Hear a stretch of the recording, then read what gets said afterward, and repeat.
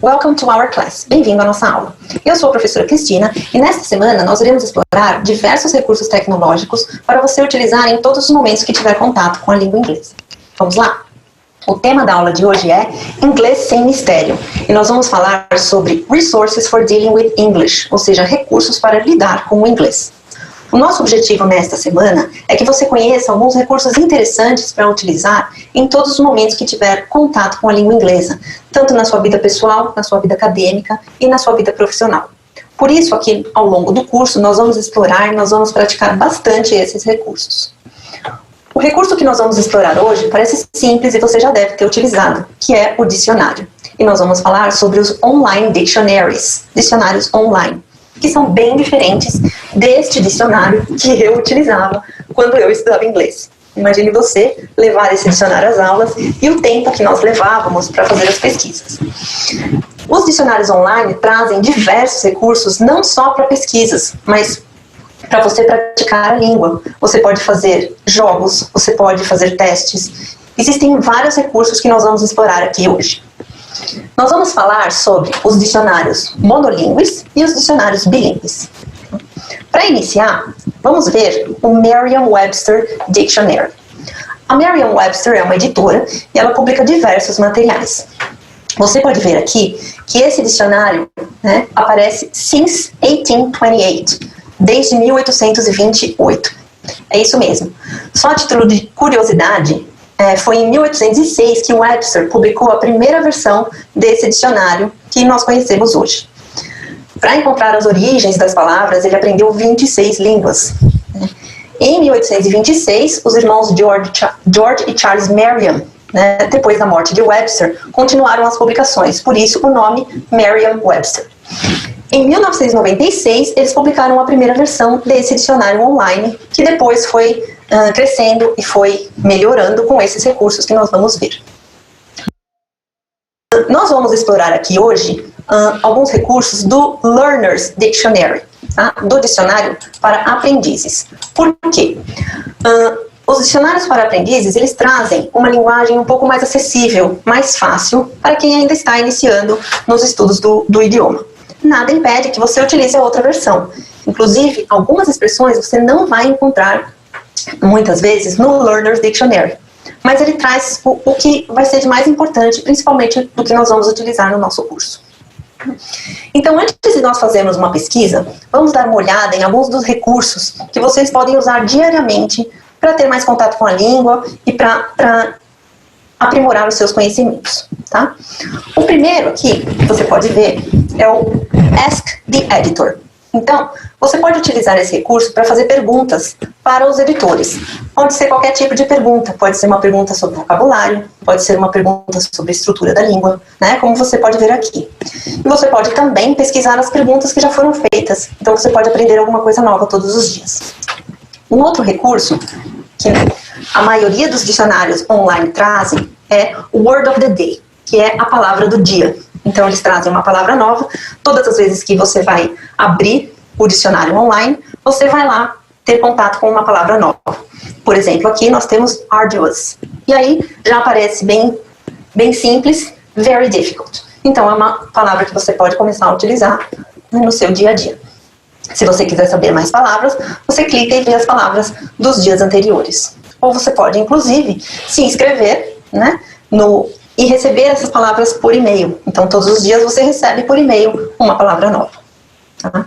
Lembrando que você pode utilizar esses dicionários tanto no seu computador como no celular. Ok? Existem diversos aplicativos, como eu disse, esse é um deles, um dos dicionários, mas existem diversos outros e você vai podendo explorar e encontrar o que você mais achar interessante.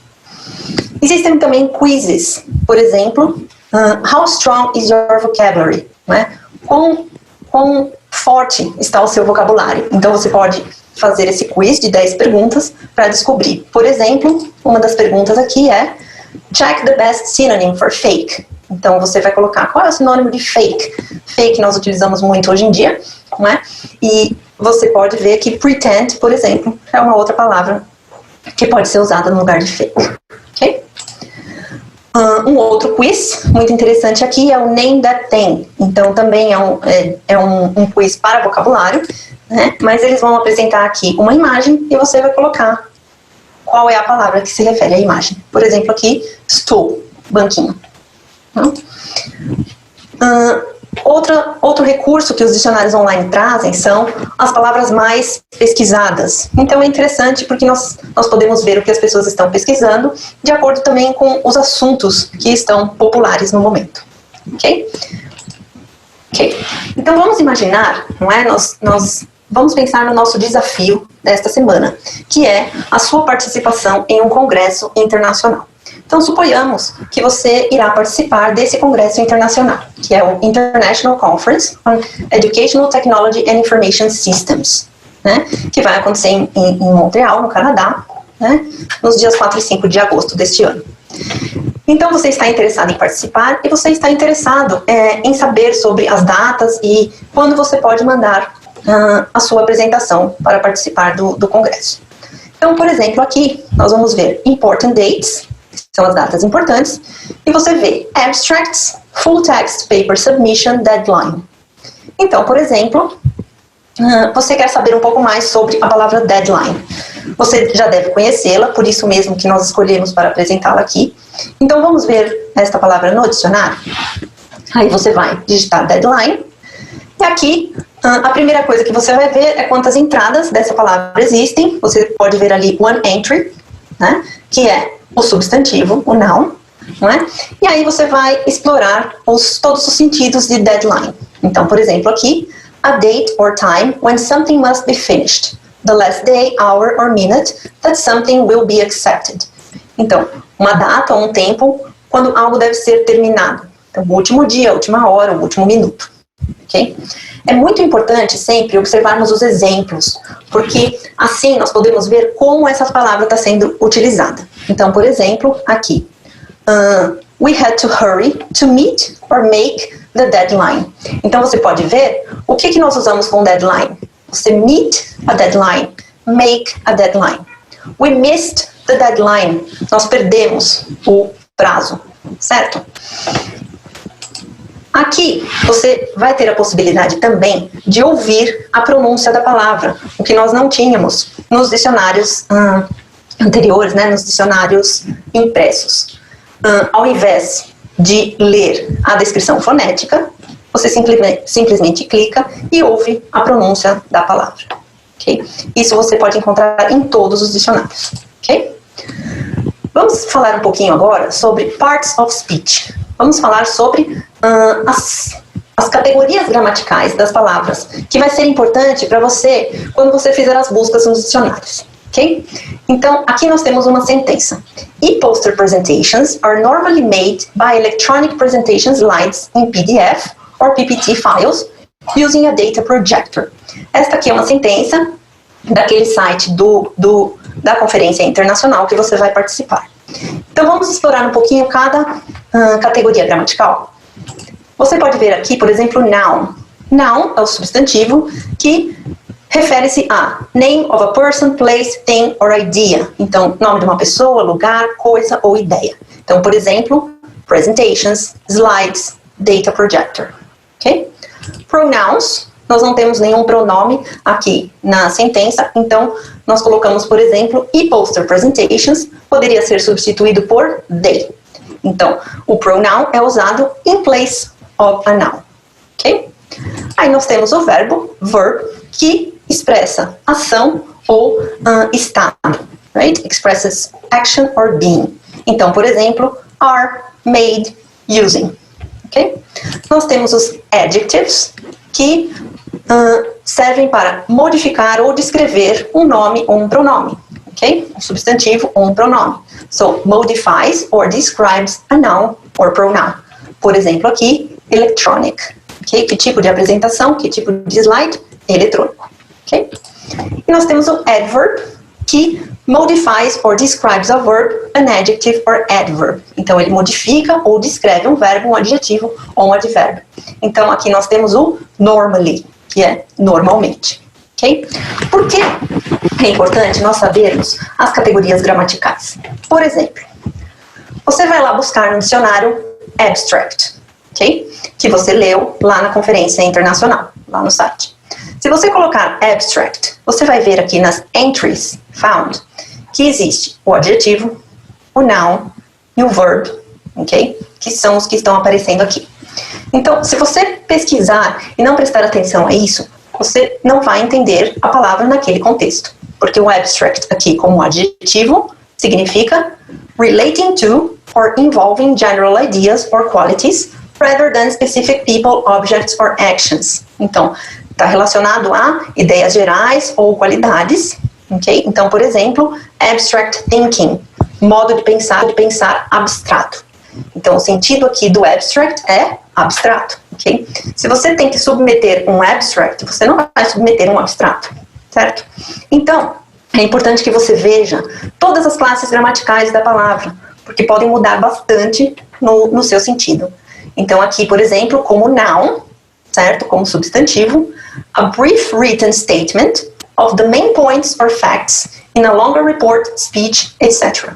Então, é um summary, ok? Então, é o que nós vamos submeter para um congresso internacional, que é o resumo, ok? Tem também a possibilidade do abstract como verb, não é? To make a summary of the main parts. Então, fazer um resumo sobre as partes de um relatório, de uma palestra, ok? Então, por isso que é importante conhecer as classes gramaticais. Então, vamos conhecer agora as últimas. Nós temos também um article, or determiner, que especificam ou identificam os substantivos. Specify and identify nouns, ok? Então, por exemplo, aqui, a data projector, ou a data projector, ok? Preposition, refer to space, time and role relations between words. Então, as preposições se referem a tempo, espaço e relações entre as palavras. Então, por exemplo, by electronic presentation slides, é como, né, o e-poster presentation é feito, e in PDF or PPT files, ok? Nós temos as conjunctions, então, por exemplo, o or. A conjunction joins words, phrases or clauses, né? Então, elas unem palavras, trechos ou frases. E a interjection, que nós não temos um exemplo naquele trecho, mas nós colocamos aqui, que é usado para expressar emoção. Então, por exemplo, great. Vamos então na aula de hoje, no Inglês Sem Mistério. Nós vimos o recurso dos dicionários online. E o que é possível fazer com os dicionários online? Find definitions of words and expressions, encontrar definições das palavras ou das expressões. Learn pronunciation, aprender a pronúncia. Explore uses of words and expressions, explorar o uso das palavras e das expressões, que é o que nós fizemos, por exemplo, com o meet a deadline, miss a deadline, ok? Learn a new word every day, né? E aprender uma palavra nova todos os dias. Improve the language using other resources available. Então, também aprimorar o seu inglês usando outros recursos, como os jogos, os testes e as perguntas, ok? É muito importante que você procure utilizar os dicionários com mais frequência, quando você precisar, para estar mais familiarizado e também poder explorar esses recursos que eles oferecem, ok? Na próxima aula, nós vamos continuar vendo os dicionários e nós vamos explorar o dicionário bilíngue, ok? E na próxima aula também, nós vamos ver alguns outros recursos que você poderá utilizar para quando tiver contato com a língua inglesa, okay? Que é o Google Tradutor, ok? Até lá!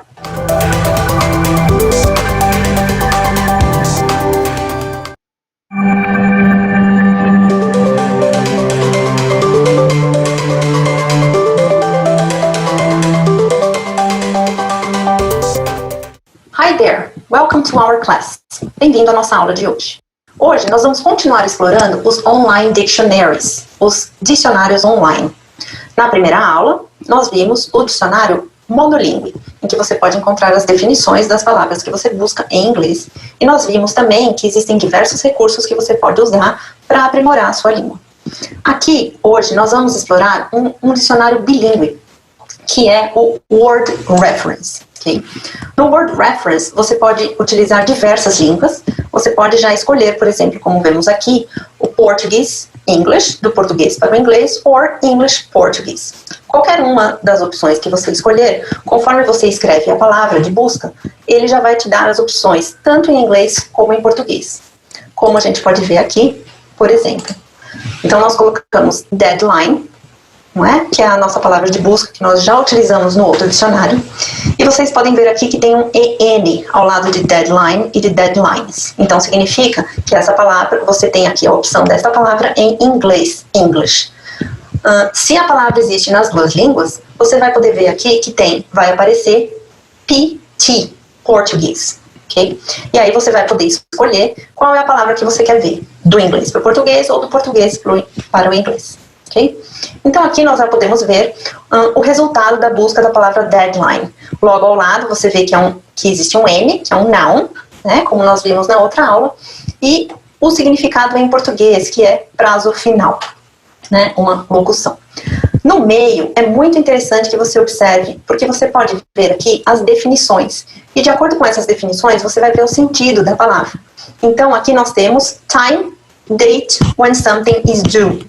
Okay? Então, a data ou o tempo em que algo é necessário, né? Em que tem que ser finalizado. Okay? Então, mais para baixo, você encontra também um outro recurso muito interessante, que são as formas compostas. Então, por exemplo, work to a deadline, né? Que significa trabalhar dentro de um prazo. Então, olha como é interessante para você aprender o uso da palavra, e não só ela em si e a sua tradução. Então você já viu que você pode utilizar work to a deadline, que significa aqui no meio, finish on time, né? Terminar dentro do tempo esperado, dentro do prazo. Ou então, por exemplo, work to a tight deadline. Então são formas compostas bem frequentes, que aqui você também pode observar o tight. Então o que nós usamos com o deadline? Nós usamos a palavra tight, que é apertado, um prazo apertado. Okay? Aim to finish task in short time, aqui no meio. Okay? Então, esses são recursos que você pode utilizar para aprender um pouco mais sobre a palavra e principalmente sobre o uso. Okay? Lá embaixo, em colocação, você também pode verificar algumas palavras que são usadas junto com a palavra de busca, que é o deadline. Nós vamos estudar um pouquinho mais sobre colocação na próxima semana, que são as palavras que vêm juntas e que formam as expressões. Okay? Então, por exemplo, the deadline date, the deadline time, the deadline extension. Okay? Então, a data do prazo final, o tempo do prazo final ou a extensão do prazo final. Okay? Se você clicar em mais, você vai poder ver mais colocações. Okay? Mas na próxima semana nós vamos ver um outro recurso interessante para você explorar as colocações. Okay? Então vamos ver, por exemplo, o contrário. Então eu quero buscar a palavra resumo em inglês. Então nós temos aqui resumo, substantivo masculino no português, ok? E aí nós temos aí abstract, summary, abridgment, abbreviation. E aí você diz, e agora? Qual dessas palavras eu vou utilizar? Então, nós precisamos, né, explorar as traduções principais e os sentidos dessas palavras, ok? Então, nesse dicionário, por exemplo, você já pode encontrar a palavra em inglês, a palavra em português e uma breve definição no meio. Okay? Isso não substitui a busca em um dicionário monolíngue, mas ajuda bastante aqui quando você for escolher qual é a melhor tradução. Então nós temos a primeira, por exemplo, summary, né? Sumário, resumo, síntese, que é um brief abstract, okay? E nós temos um outro sentido aqui, que é o overview. Também é um summary, mas significa o quê? Visão geral. Então, panorama, resumo, ok? Então aqui você pode escolher a palavra que vai se encaixar no contexto que você precisa utilizar a palavra resumo, ok? Por exemplo, vamos fazer a busca, vamos explorar a busca da palavra abstract, ok? Então lembra que nós vimos que é importante saber qual é a classe gramatical das palavras? Aqui, então, nós vamos encontrar abstract, ok? E nós temos o abstract como adjetivo e o abstract como noun, ok? Então, quando nós vemos em português, fica um pouco mais fácil, mas em alguns casos é importante você prestar atenção na classe gramatical. Então, o abstract como um adjetivo, por exemplo, significa not concrete, ok? E a tradução seria abstrato.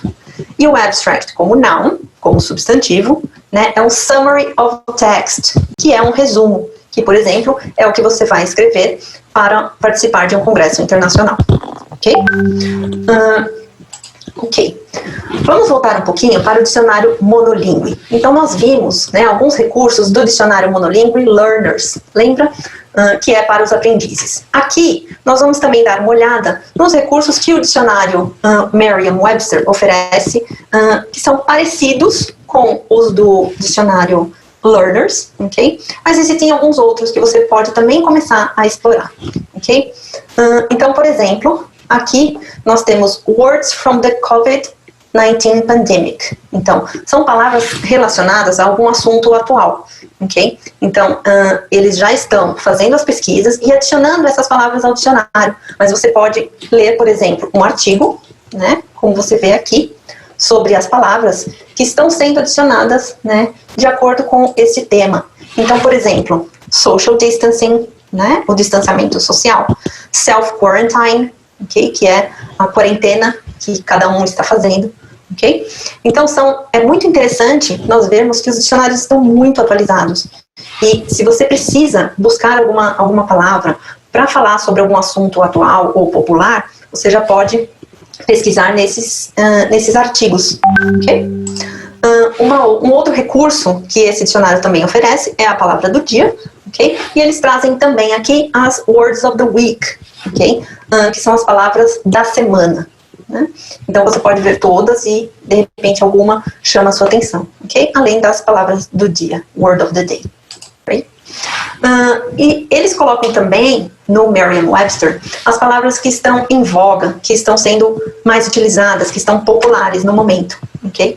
Então, por exemplo, sarcasm, sarcastic, disinfectant, ok? E assim por diante. E aí você pode observar algumas palavras que estão sendo utilizadas de acordo com o contexto, com os assuntos do momento, ok? E a gente tem também aqueles quizzes, não é? Que nós vimos no dicionário Learners. Então aqui, por exemplo, você tem Words from Animal Quiz. Então eles têm quizzes também relacionados a tópicos, ok? Ok. Um outro recurso que o Merriam-Webster tem aqui, que nós não vimos no Learners, ok? São vídeos. Então é muito interessante porque eles falam também sobre a pronúncia de algumas palavras. Então, por exemplo, aqui, How to remember the spelling of definitely. Okay? Então é uma palavra um pouco chatinha de pronunciar, e aí ela está dando dicas nesse vídeo sobre como lembrar, né, tanto a pronúncia, ela vai dizer, quanto a escrita da palavra definitely, ok?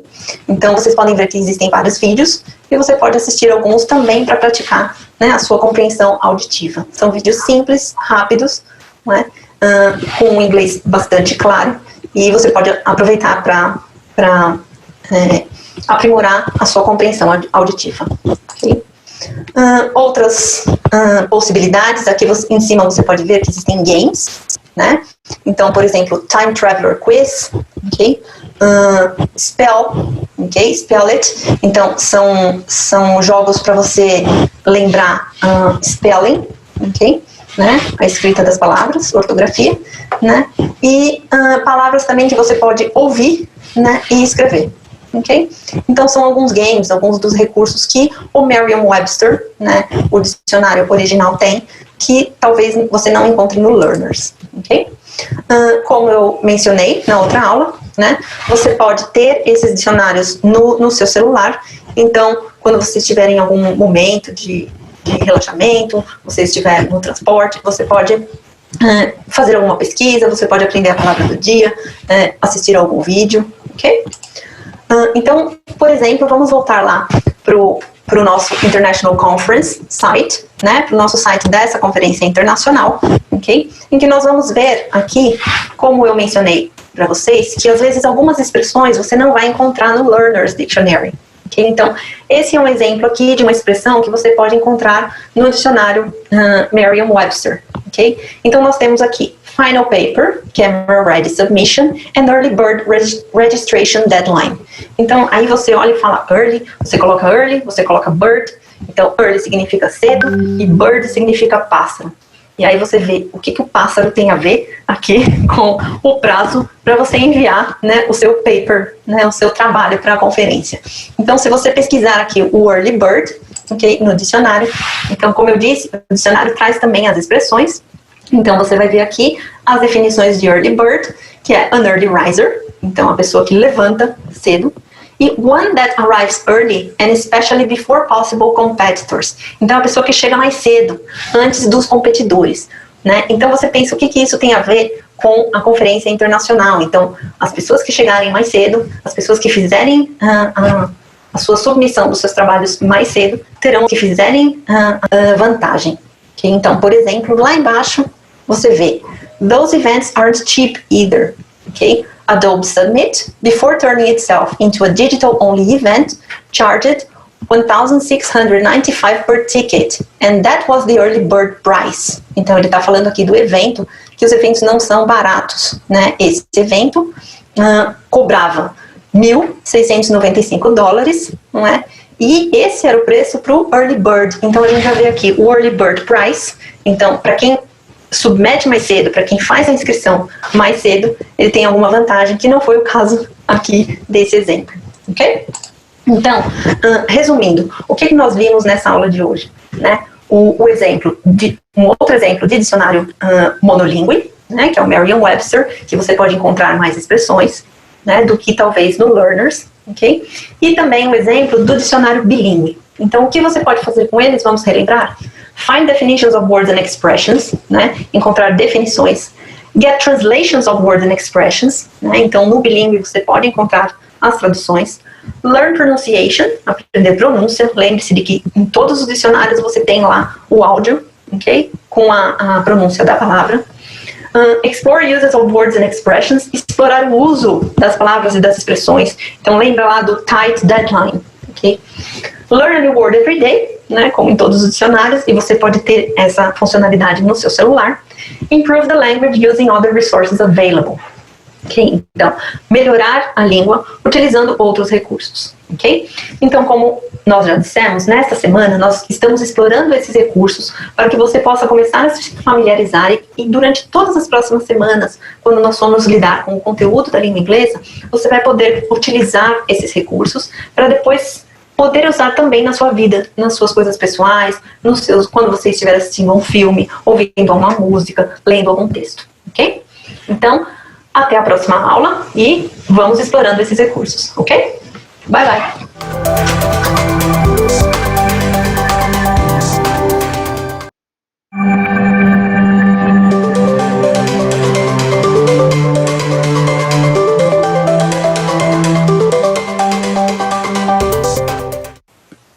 Welcome to our class. Bem-vindo à nossa aula. Hoje nós vamos continuar explorando os recursos tecnológicos que você pode utilizar quando tiver contato com a língua inglesa. Lembrando que você vai utilizar esses recursos ao longo da nossa disciplina, mas você também pode começar a utilizá-los ao longo da sua vida, não é? Nas suas coisas pessoais. Então, quando você estiver assistindo a um vídeo, ouvindo uma música, lendo um texto, ok? Na língua inglesa. Nas outras aulas, nós vimos o recurso dos online dictionaries, não é? Dos dicionários online, e tudo que você pode aprender com eles, além de fazer buscas de palavras. Hoje, nós vamos falar sobre um recurso muito utilizado que você já deve ter visto ou usado, que é o Google Tradutor. Okay? Quando o Google Tradutor começou a ser usado, houve muito preconceito, porque algumas pessoas achavam que a profissão do tradutor não iria mais existir, ou que não seria mais necessário aprender uma outra língua, mas você sabe que isso não é verdade. Nós precisamos sim aprender como utilizar esse recurso, tanto para fazer buscas, para nos comunicarmos em diversas situações e para aprendermos a língua. Okay? Então vamos ver um pouquinho do que o Google Tradutor nos oferece. Então, Learning about Google Translate. Translate text, images, handwriting or speech. Então ele traduz textos, imagens, escritas à mão ou fala. Então vamos ver cada um. Translate written words, traduzir palavras escritas. Translate text in other apps. Então ele traduz textos, né, em outros aplicativos. Você abre um outro aplicativo, ele traduz o texto de lá. Então, por exemplo, você está se comunicando com alguém no WhatsApp ou em algum outro recurso, e você pode usar o recurso do Google Translate para traduzir esse texto dentro do WhatsApp. Okay? Translate images, traduzir imagens. Translate by speech, traduzir fala. Translate a bilingual conversation, ele é capaz de traduzir uma conversa com duas línguas diferentes. Okay? Então, se alguém fala em português, o outro responde em inglês, é possível você ver a tradução na hora. Translate web pages and documents, traduzir páginas da web e documentos. Translate with handwriting or virtual keyboard, então traduzir com escrita à mão ou teclado virtual. Então vamos ver também hoje alguns exemplos, né, de como nós podemos utilizá-lo e em que ele é funcional e em que ele não é. Okay? Então aqui nós vamos ver, né, a página do Google Translate. Eu abri a página em português, vocês podem abrir em outras línguas, ok? E aqui nós temos também ele já detectando, não é, o idioma. Então ele pode detectar o idioma ou você pode escolher qual você já quer colocar. Então você já sabe que o texto está em inglês, já coloca em inglês para o português, ok? E ele tem a funcionalidade aqui também, né, de traduzir o texto ou documentos. Então você pode copiar e colar, você pode digitar, ou você já vai direto para um documento, ok? Então, vamos lembrar lá do nosso desafio, né, da nossa situação de participar de uma conferência internacional, ok? Então, lembrem que nós vimos né, essa parte aqui das datas importantes, que são os abstracts, full text paper submissions, deadline. Okay? Então, nós vimos, né, nas outras aulas, o uso da palavra deadline. Então, vamos ver aqui como nós podemos utilizá-la, né, o que o Google Tradutor nos oferece, né, com relação a essa tradução. Então, colocamos lá o deadline, né, e já apareceu data limite. Aqui ele já vai colocar a principal tradução, a tradução mais popular, mais utilizada, mais comum, ok? Mas você pode buscar outras ali embaixo. Então temos data limite, temos prazo de entrega, prazo determinado, tempo determinado. Ali ao lado você pode ver a frequência com que essas traduções são utilizadas. Ok? Então, por exemplo, né, data limite e prazo de entrega são os mais comuns e aí a gente consegue entender. Ok? Aqui você também tem a opção de ouvir a pronúncia. Okay? E você tem definições de deadline, okay? Abaixo lá do deadline. Okay? Então a primeira, por exemplo, como a definição do dicionário monolíngue: the latest time or date by which something should be completed. Né? Então, o tempo ou data, limite, último, né, em que algo deve ser completado. Existem sinônimos também. Né? Então, time limit, limit, finishing date, target date, cutoff point. Okay? Que também vão estar lá embaixo. Okay? Então, como nós vimos, nós temos aqui também alguns exemplos, ok? A única questão é que, muitas vezes, os exemplos trazidos aqui podem ser de qualquer fonte. Então, é muito mais seguro você buscar exemplos e verificar nos dicionários, ok? Porque aqui você pode encontrar alguns exemplos que, às vezes, não são tão comuns, eles não foram, né, selecionados, ok? Aí vamos tentar aqui, né, a tradução de um trecho um pouco maior, para a gente verificar como funciona, né, um texto, ok? Então, abstract submission will be closed on April 30th. Então nós vamos colocar lá, né, no tradutor, esse trecho do texto, ok? When submitting your abstract, please follow the guidelines below to what your abstract should include. Então, nós temos, ao enviar o seu resumo, siga as diretrizes abaixo para incluir o resumo, ok? Então, na verdade, o que você deve incluir no seu resumo, não é como incluir o resumo, ok? Então, aqui a gente já viu que tem uma questãozinha, né, de tradução, mas isso não atrapalha tanto, não é? Porque a gente pode utilizar para ter uma ideia geral também, ok? Então, vamos lá ao primeiro. O que você vai precisar colocar no seu resumo para participar do congresso? An introductory statement that outlines the background and significance of the study. Então, uma declaração introdutória que descreve os antecedentes e o significado do estudo. Então, a gente vê aqui antecedentes, não é? Você pode até inferir o significado, mas é uma palavra que não é comum para nós, né? Então, o que seriam os antecedentes? Right? Então, a gente faz o quê? Volta ao texto em inglês e vê qual é a palavra que ele traduziu, né? Que foi o background. Então eu quero saber melhor o que eu tenho que colocar aqui, não é? Então no Google Tradutor você vai colocar lá o background, né? E vai ter fundo, porque essa é a tradução mais comum. Então lá embaixo você vai ter que checar outras possibilidades, porque não é o fundo que você quer colocar no seu abstract, né? No seu resumo. Então, nós temos lá fundo, segundo plano, experiência, né? Já chegamos aí a uma possibilidade ou conhecimento. Então, em experiência, você tem experience, experiment, né, trial, test. Então, é isso que você tem que colocar lá no seu resumo, né? Tudo que foi feito antes, todo o experimento, toda a pesquisa. O ideal seria também a gente pegar o background, né? E checar num dicionário. E aí a gente vai ter uma possibilidade um pouco mais definida, né? De tradução e de explicação, ok? Então, você vê que ele é muito útil, mas ele tem limitações, certo? Então, nós temos sempre que tentar usar os dois recursos, ok? Quando for necessário. Então, para traduzir, por exemplo, do português para o inglês, então vamos lá, você quer enviar 2 pesquisas que você tem para participar desse congresso. Então, você pode fazer a pergunta, por exemplo, posso enviar 2 resumos? Então, nós temos lá em inglês, can I send 2 abstracts? Né?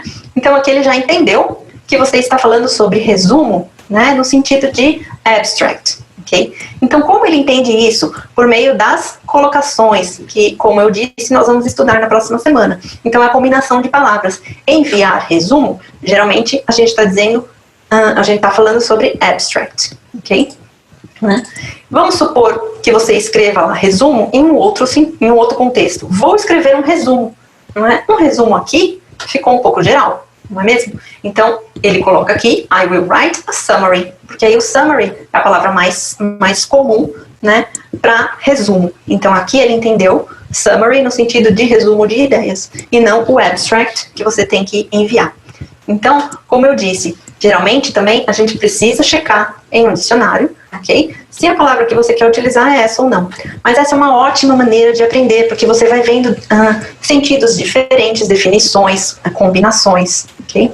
Então, olha que forma interessante de a gente aprender a língua, né? Vamos ver um exemplo agora daquele early bird que nós vimos no dicionário Merriam-Webster, né? Que a gente tentou entender ali, que era o quê? A pessoa que chega mais cedo, que vai ter alguma vantagem. Então, se você colocar aqui o early bird, ele vai colocar só o madrugador. E aí você fala, quem é o madrugador? Não é? Então, como eu disse, muitas vezes é necessário você voltar lá ao dicionário e ver a definição, né? E alguns exemplos, ok? Então, nós vimos como ele pode ser útil tanto para pesquisa quanto para estudo, né? Mas como você pode utilizar junto aos outros recursos que nós vimos também, ok? Vamos falar um pouco sobre a tradução de imagens, não é? Então, por exemplo, você pode utilizar no seu celular, né? Você vai abrir lá o Google, né? Tradutor e a câmera, ok? Aí vamos supor que você tenha aqui um livro, não é?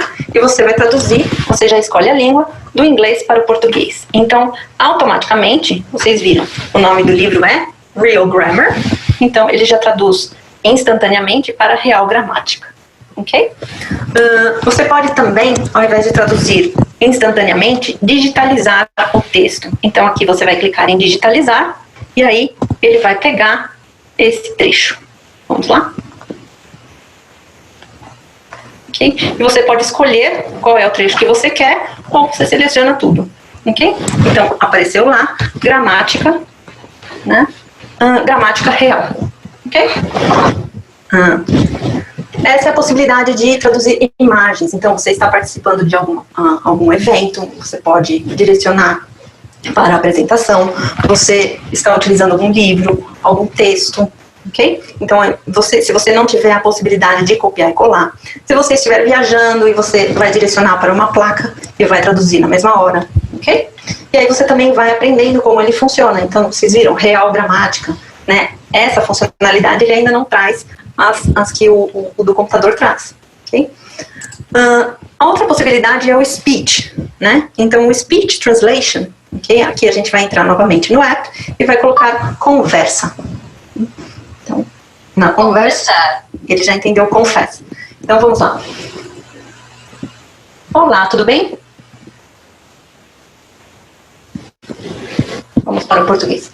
Olá, tudo bem? Hello, how are you? Ok? Então ele já entendeu aqui, ele coloca em português embaixo e em cima em inglês. Hello, how are you? Ok? Para traduzir as conversas bilíngues, né? Você tem aqui também a conversa. Hi, how are you? Oi, como você está? I'm fine.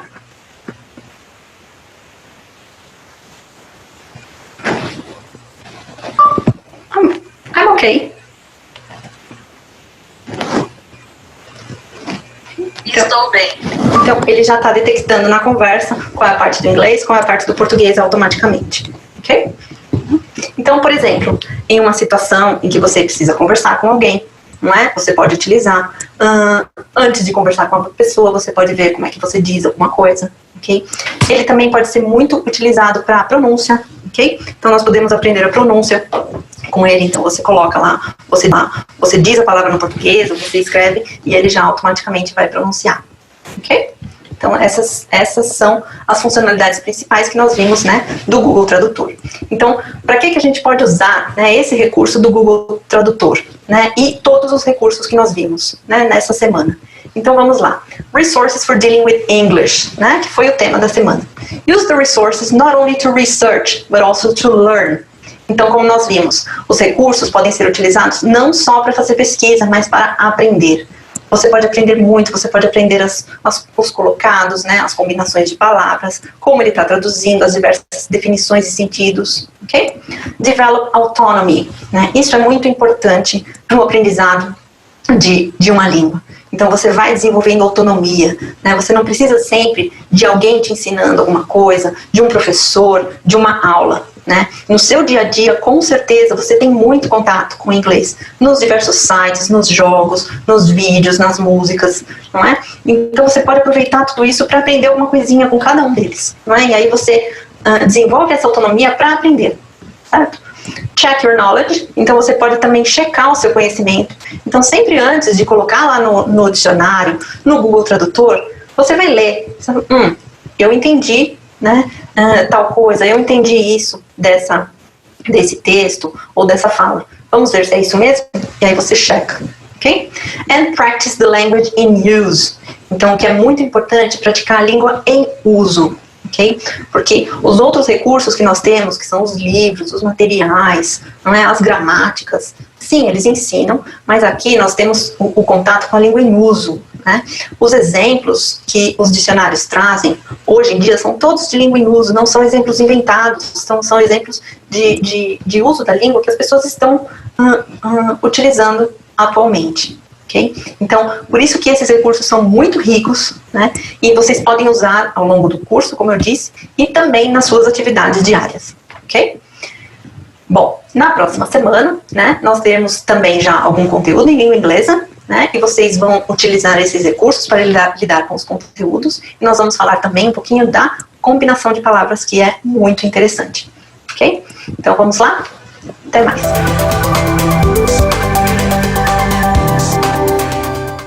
Hi, in this lesson, you will review all of the English tenses, 16 of them. This is a quick revision, and I'd recommend you watch the complete video to get the big picture of the tenses and how they all fit together. If you want to look at each tense in more detail, then check out the links below. So let's get started. So let's start by looking at the present simple tense. This is used firstly for routines and habits. So for instance, you could say, I play tennis every Friday. This is a routine, something you do every Friday, so you use the present simple tense. Just remember, with the present simple, the one difference is with he, she and it, and you say plays, so don't forget the S. The present simple is also used for permanent situations. So for instance, you could say, I live in Oxford. This is a permanent situation, and not one that is likely to change anytime soon. So you use the present simple. Finally, the present simple is used for facts. So water boils at 100 degrees centigrade. This is a fact, so we use the present simple. So the present simple is used for routines and habits, permanent situations, and facts. Okay, so moving on to the present continuous. The present continuous is used for something that is happening now. So for instance, I'm having my dinner. It's happening now. The form is the subject plus am, are or is, and the ing form of the verb. The present continuous is also used for temporary situations. So you could say, I'm staying with a friend for 2 weeks. This is telling your listener that the situation is not permanent. It's just for 2 weeks. It's a temporary situation. So you use the present continuous. Okay, so now let's look at the past simple. This is used for finished action in the past, and usually there's some kind of time reference included. So for instance, you could say, I lived in London for 5 years, and this means that it's now finished. You're no longer living in London. So with regular verbs, we simply add ed to make it the past simple, as in this case, live is a regular verb, so the past simple is lived. And for irregular verbs, there's a list on my website, and you can check out the link down below to get that. There are lots of irregular verbs, and you just need to learn them. The past simple is also used for past actions that occur in chronological order. So if you say, here, I got up, had a shower, and then left for work. These are all past actions in chronological order, in the order in which they happened. So you use the past simple. So now let's look at the past continuous tense. This is used for something that happened before and after a particular time in the past. So for instance, you could say, I was eating dinner at 7 o'clock last night, and from the timeline here, you can see you were eating dinner before 7 p.m. and after 7 p.m. So here we use the past continuous. The form is either the past tense of to be, so either was or were, and the ing form of the verb. The past continuous is also used for parallel actions in the past. So for instance, in this case, I was reading while she was making dinner. Here you've got two actions going on at the same time. As you can see from the timeline, the reading is happening at the same time as she was making dinner. So here we use the past continuous. The past continuous is also used for interrupted actions in the past. So here the example is, I was having a shower when the phone rang. So here you can see from the timeline again, I was having a shower over a period of time, and it's interrupted by the phone ringing. So it's an interrupted action. So here we use the past continuous for the continuing action, having the shower, and the past simple for the phone ringing. It's also used to show something continued over some time. So for instance, you could say, everyone was singing, or for something that happened again and again. So here, I was practicing every day, 3 times a day. Now let's move on to used to. Used to is used for repeated actions or situations which are no longer true. So here the example is, I used to smoke. In other words, you no longer smoke. It's in the past. Let's now look at the present perfect simple. The present perfect is used for actions or situations happening until now, usually not finished. For instance, I've started reading his latest book. This implies that you've started reading the book at some unspecified time in the past, and you're still reading it now, and you haven't finished reading it, and you will continue reading it in the future. If we look at the timeline, you can see the cross represents starting reading the book, but the impact is on the present. It's on now and into the future as well. The form is have or has plus the past participle. Again, these need to be learnt and can be found on a link down below. The present perfect is also used for life experiences, as this is unfinished time. Your life is not over. So you could say, I haven't travelled much, and this is in your life up until now, but maybe in the future you will travel more. So for life experiences, use the present perfect. So the present perfect is also used when a past action has a present result. So in this case, we've got, I've done the shopping. This means you did the shopping in the past, the recent past, and it's completed action, but the result is that you now have food. So it has an impact or result in the present. The present perfect is also used with just, ever, already, yet, and since. So one example that's a very common question is, have you ever? So in this case, have you ever seen a panda? It could be, have you ever eaten snails? Have you ever? It's an expression, and you can say, I have, or I've never seen a panda. And all these words are used with the present perfect. Now, moving on to the present perfect continuous. This tense is used to show an action in progress. So in this example, we've got, I've been painting the kitchen. This is why you can see I'm covered in paint. Here we use the present perfect continuous when we want to focus on the activity that is unfinished, and the focus here is on the action of painting. So the action is finished, and you say it in the present perfect continuous. If you'd said, I've painted the kitchen, you're using the present perfect simple, it would mean that you'd finished painting the kitchen. Whereas here we're saying that we still have more to paint. So it's the present perfect continuous. The form is the subject plus have or has been plus the verb in the ing form. The present perfect continuous also talks about how long something has been happening. So here, I've been cooking all morning. The focus is on the unfinished activity of cooking that has taken all morning. It's also used to show something is temporary. So you could say, I usually work in finance, but I've been working on this project for 3 weeks. So here, we're implying that it's a temporary situation, that your project is only for 3 weeks, and then you'll probably go back to finance. Okay, so moving on to the past perfect simple.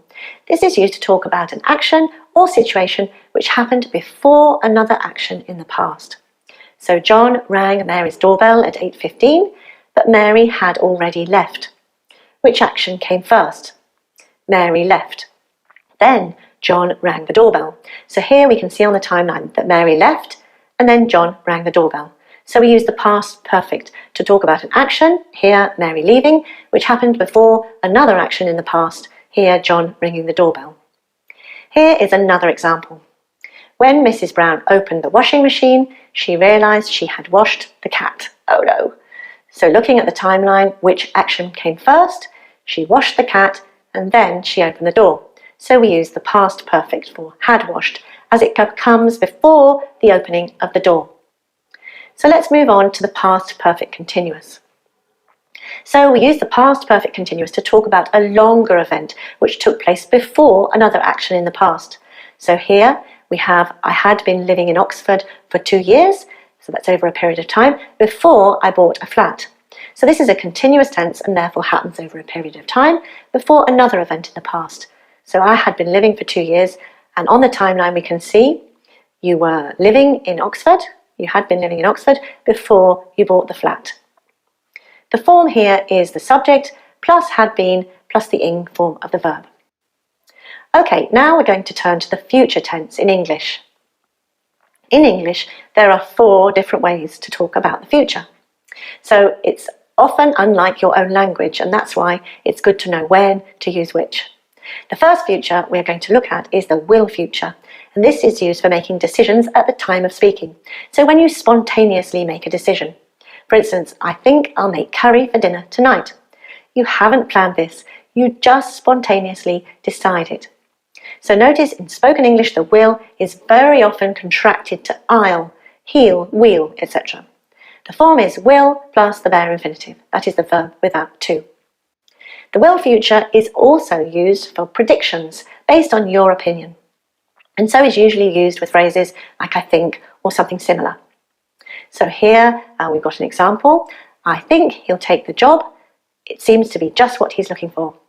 This is a prediction based on your opinion. The will future is also used for facts in the future. So for instance, Alice will be 5 next month. This is a fact, so we use will. Finally, the will future is also used for threats and promises. So I'll send you the information tomorrow. This is a promise. So we use the will future. Another way to talk about the future in English is with going to, and this is used for decisions made before speaking, so plans or intentions. So I'm going to visit Scotland this year. I just need to work out when. This is your plan or intention, something you decided before you speak. So you use going to. The form is going to plus the bare infinitive. The going to future is also used for predictions based on some kind of evidence. So look at those black clouds. I think it's going to rain. This is a prediction because you can see the black clouds. So you have some evidence. So you use going to. The third future we're going to look at is the future with the present continuous. This is sometimes called the diary future, as it's used for arrangements, appointments, things that we could write in our diary, and can only be changed by informing others, so someone else is involved. So for instance, I'm meeting Jackie next Tuesday. Here we have I am, which has been contracted to I'm, meeting Jackie next Tuesday. You have arranged this with Jackie. It's in the diary, and if you wanted to change it, you would have to contact Jackie. So that's the diary future. The final way to talk about the future in English is with the present simple tense, and this is used for schedules and timetables set often by companies or organisations, so maybe transport companies or schools. For instance, the plane leaves at 7 a.m. This is a schedule, so we use the present simple. Now looking at the future perfect simple. This is used when something will be finished by a particular time in the future. So for instance, I will have finished the work by next Friday. If we look at the timeline, you can see next Friday is in the future, and you will finish the work before that time. The cross is sometime before next Friday. Next Friday is the latest time when you will finish the work. The form is will have plus the past participle. Often the future simple is used with either by or in, and this means not later than the time. So here's another example of the future perfect simple, this time using in. So I'll have finished in an hour, and then you can use the computer. Looking at the timeline, now it's 1 o'clock, and in an hour it's 2 o'clock. Here you're saying that at 2 o'clock, latest, you will have finished. This is the latest time that you'll finish. You might finish before 2, and this is possible too. So now looking at the future progressive. This is used for something that will be in progress at or around a time in the future. So this time tomorrow, we'll be sitting on the beach. I can't wait. So here on the timeline, you can see that we will be sitting on the beach in the future. Here we're imagining a time in the future where we'll be doing something over a period of time. Remember, it's the continuous form, so it's over a period of time. The form is will be plus ing, the ing form of the verb. The future continuous can also be used to talk about something we assume is happening at the moment, in the present. So don't phone Grandpa, he'll be sleeping. Here we use the future continuous for something we assume is happening now. So finally, we're going to look at the future perfect continuous. We use this tense when we're thinking of ourselves at a time in the future. We're looking back from that time to a duration of an activity. So the activity will have begun sometime in either the past, present, or in the future, and is expected to continue into the future. So here the example we have is in September, I'll have been working at my company for 3 years. We're thinking ahead to September, a future time, and it's in September, we're looking back to over the duration, and you say, I will have been working in the company for 3 years. So on the timeline, you started in the past, it could be the present or the future, and you're looking back at the duration of your work. So remember, a continuous tense looks over a period of time. The form is will have been plus the ing form of the verb. So that's it for today. You've just revised all the English tenses. Check out more videos here and a playlist of all those tenses in more detail. Don't forget to subscribe to my channel by clicking the link down below. Remember to like and share this video with people learning English, friends and colleagues. They'll thank you for it, and I'll see you very soon. So bye for now. Thanks for watching.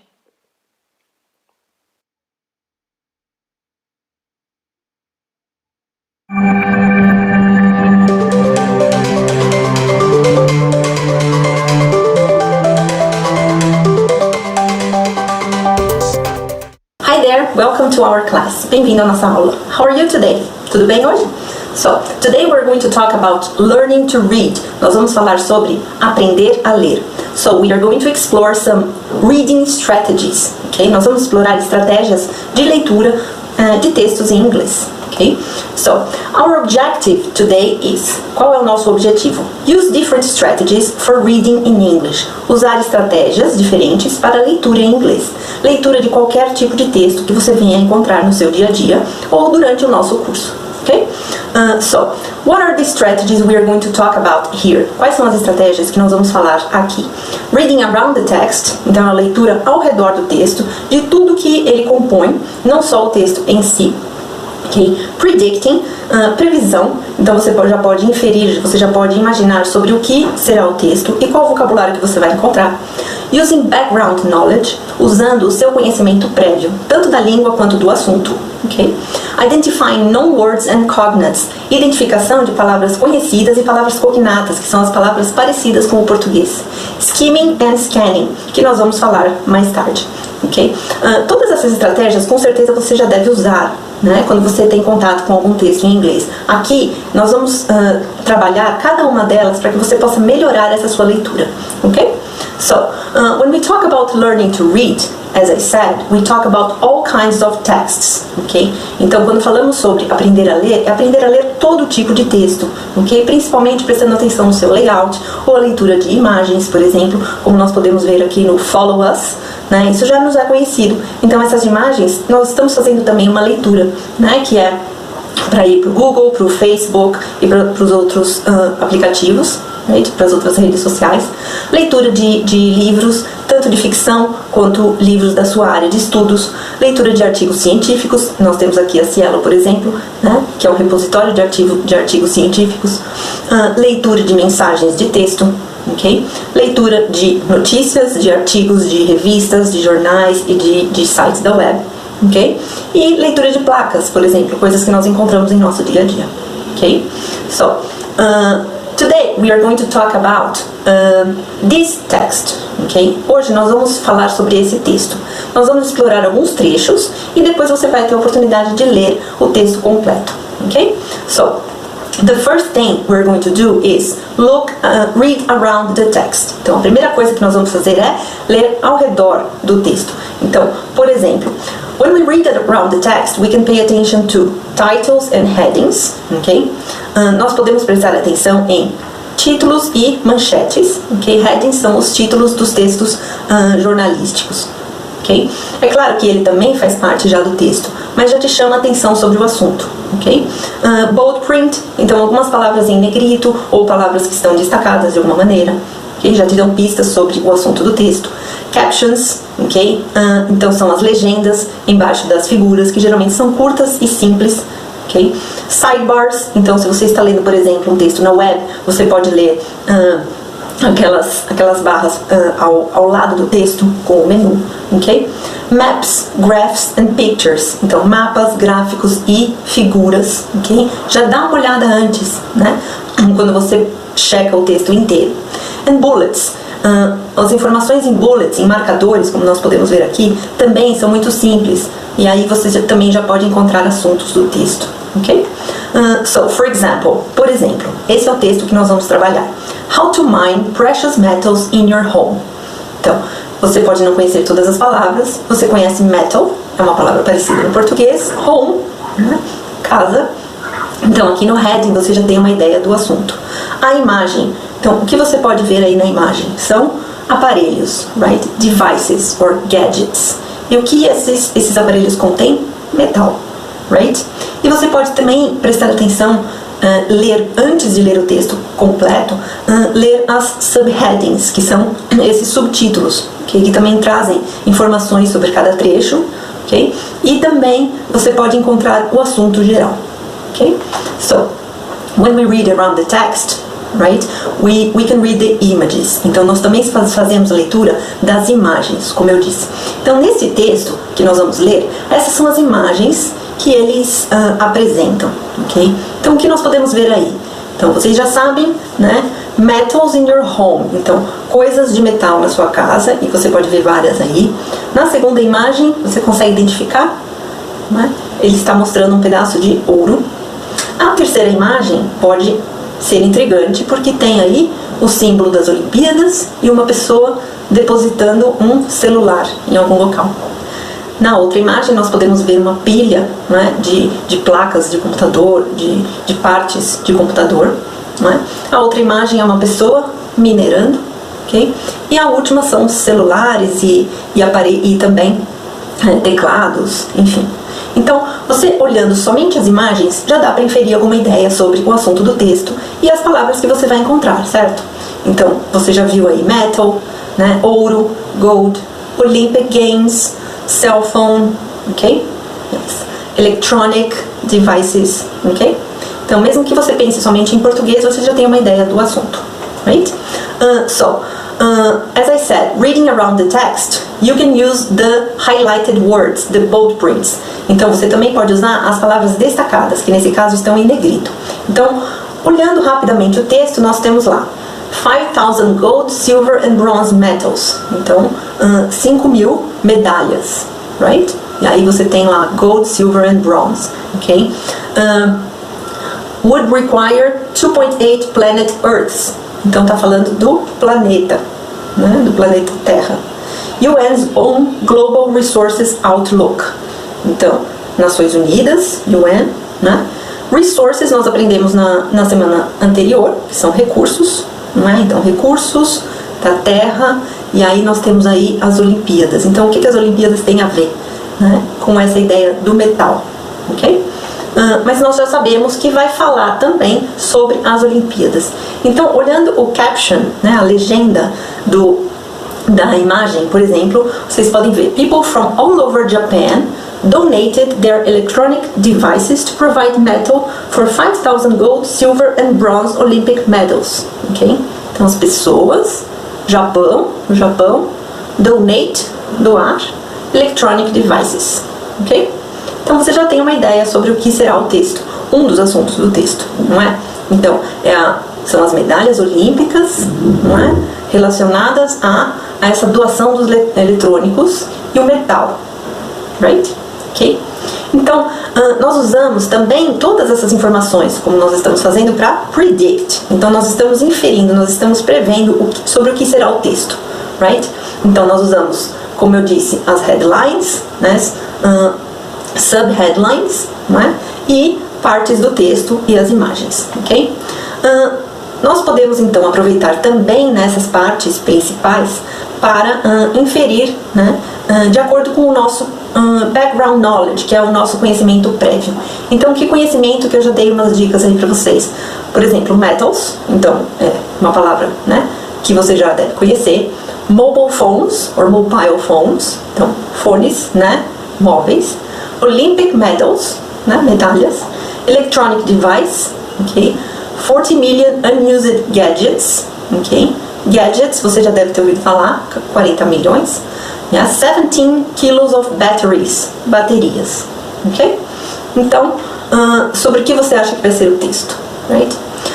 Vamos falar agora da identificação de palavras conhecidas e palavras cognatas. Então vamos ver esses dois trechos de textos. Dê uma olhada rápida nesses trechos e veja que palavras você já conhece, que palavras que são parecidas com o português.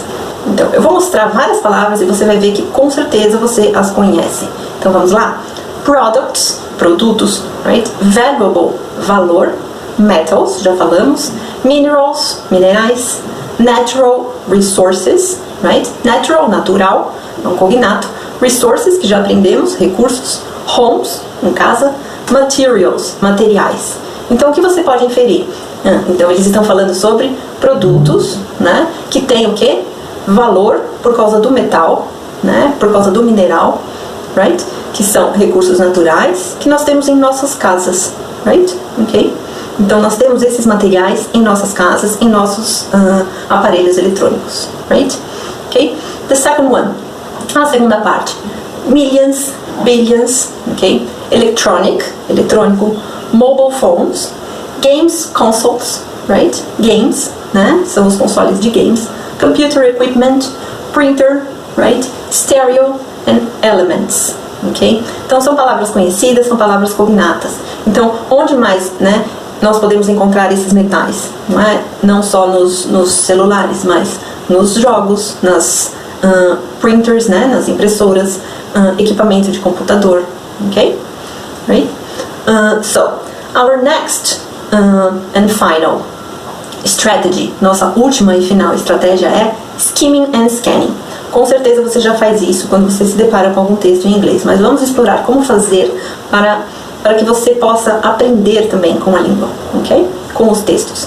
So, skimming. Skimming é uma estratégia de fast reading, ok? De leitura rápida, to identify the main subject. Então você só identifica o assunto principal no skimming, ok? A ideia é dar aquela lida geral, observando tudo que nós falamos, ok? As imagens, os headings, bold print, ok? Tudo isso para você ter a ideia geral sobre o texto. Então, as palavras-chave, as palavras cognatas podem te ajudar, right? Então você vai focar, focus on title, né, o título, non-vocabulary, vocabulário que você já conhece, você não vai ficar olhando o vocabulário que ainda é desconhecido para você.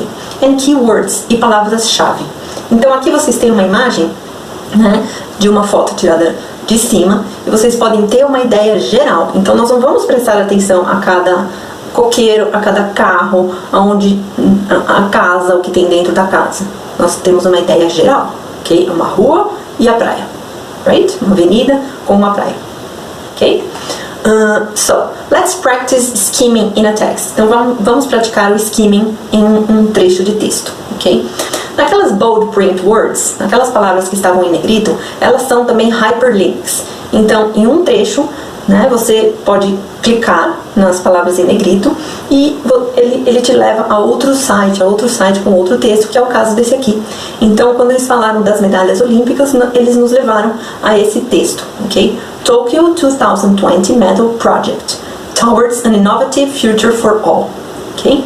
Então, já lendo o título, você já tem uma ideia do texto, certo? Ok? Mas vamos fazer essa prática de skimming. Dê uma olhada geral no texto. Então, que palavras você vai prestar atenção? Já lemos o título, ok? Já vimos que é sobre as medalhas olímpicas de Tóquio, ok? E aí, com essas palavras-chave, né, são palavras importantes que você já conhece, ok? Você pode inferir sobre o que é o texto. Então, Medal Project, um projeto de medalhas. Collection Electronic Devices, então, coletânea, né? Eles coletaram electronic devices. Used mobile phones, então, mobile phones, né, são os telefones móveis usados. 2 years, ok? Então, eles fizeram isso por 2 anos. Recycled metals, então usaram os metais. Environmentally friendly and sustainable. Então, nós vimos, né, a ideia geral. Qual é a ideia geral? Então, existe um projeto, né, que foi feito durante 2 anos de coletânea de celulares para a extração do metal, não é? Com o objetivo de ser sustentável e bom para o meio ambiente, right? Ok? Scanning é a última estratégia, que é diferente do skimming, que é para pegar a ideia geral, é para pegar ideias específicas. Então, por exemplo, quando você já tem perguntas ou quando você precisa de informações específicas no texto. So, fast reading, ela também é uma leitura rápida, ok? Identify specific information, então o objetivo é identificar informações específicas. And then you focus on, você foca em specific words, ok? Specific information, like numbers, for example. Então, informações específicas, como números, por exemplo. Algumas das perguntas que nós fazemos, né, para encontrar informações são when, quando, where, onde, how, como, how many, how much, quantos, quanto, ok? And why, por quê? Right?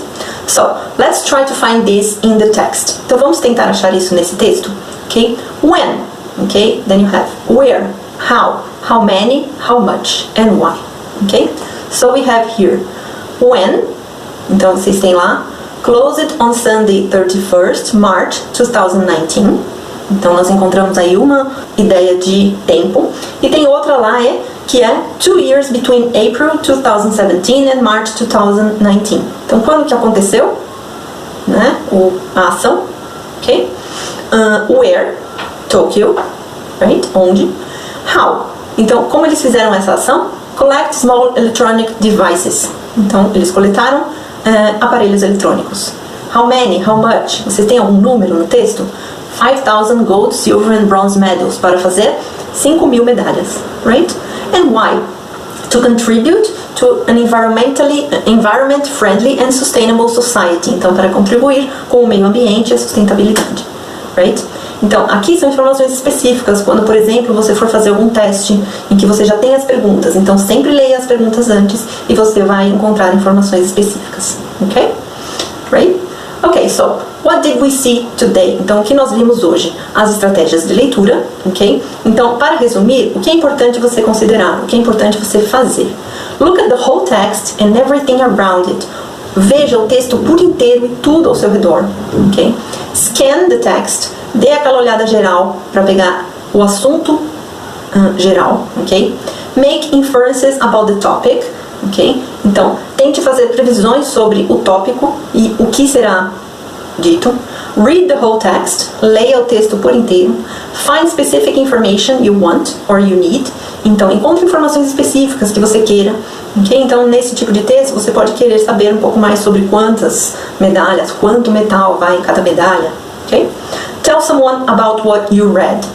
Então, é muito interessante você falar sobre essa leitura para outra pessoa, porque isso te ajuda a você ver que você entendeu o texto e você pode também depois buscar mais informações a respeito do texto ou do tópico, ok? So, let's try to use these strategies in our reading activities, ok? Vamos tentar usar essas estratégias em nossas atividades de leitura. And you are going to see an activity for you to do with this text. E você vai ver uma atividade que nós vamos fazer com esse texto que nós mostramos, ok? So, see you!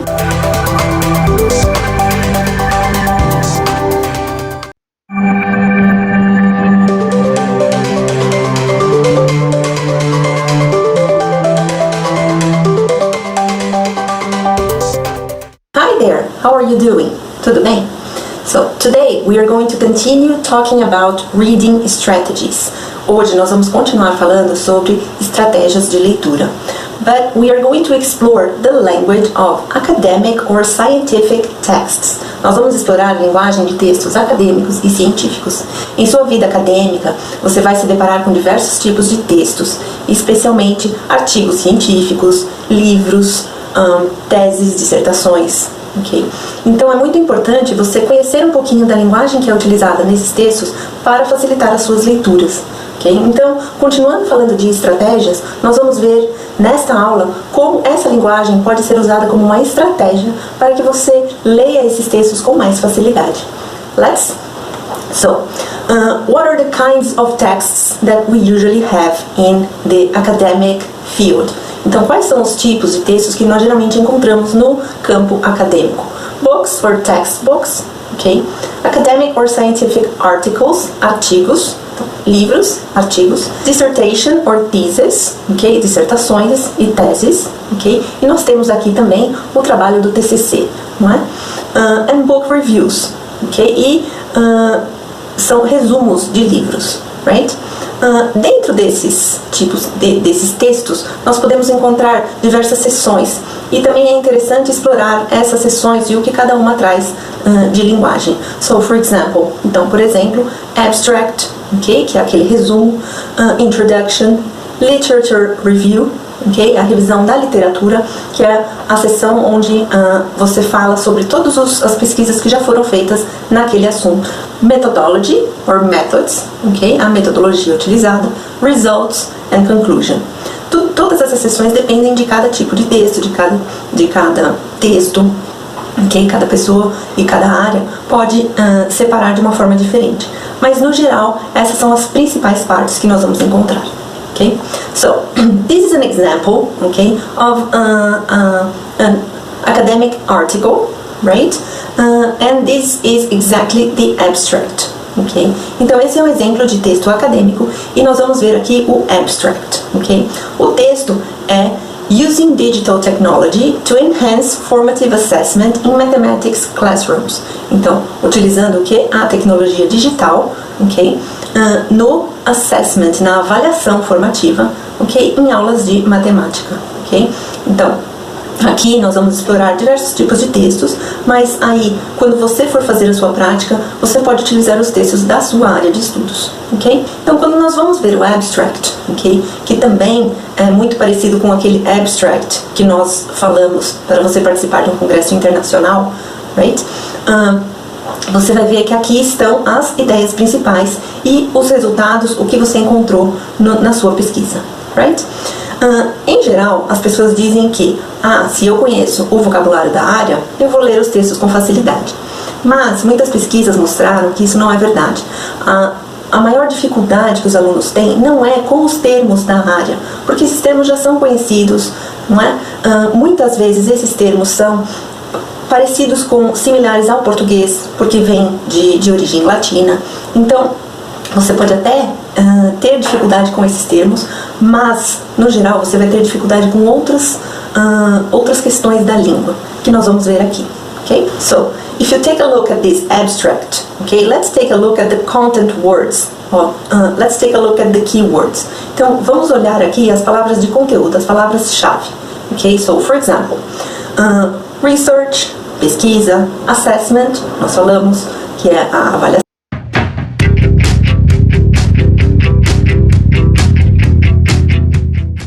Subject-verb agreement, and specifically I'll focus on subject-verb agreement with complex subjects. And that's where it maybe gets the most confusing, and where we most often see errors is just when the sentence construction gets to be more complex, it's more easy to make errors. I just wanted to do a real quick overview before we start talking about subject-verb agreement, just to make sure everybody's on the same page. So the main sections of a simple sentence are the subject, which is usually a person, place, or thing, and the predicate, which shows the action or the state of being, and any maybe extra information about the sentence. So here are some examples. I am a master's student. Tom retired after 30 years of teaching. All of the employees will attend the retreat. So the first part of the predicate is the verb, which you can see underlined. And throughout this last section, we'll just focus on those first two parts, the subject and the verb. The subject and the verb in the sentence need to agree in number. And in English, regular verbs follow this pattern. I write, you write, Deborah write, we write, they write. So most of the verbs are the same. In the present tense, the only form that's different is when we're talking about, I guess, what we linguists and grammar nerds call the third person singular, or singular third person, meaning that when we're talking about one person, that is not me and not you.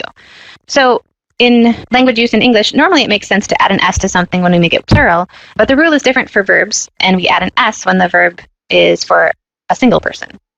So now that we know that pattern and kind of how to talk about it, let's look at some common errors in subject-verb agreement.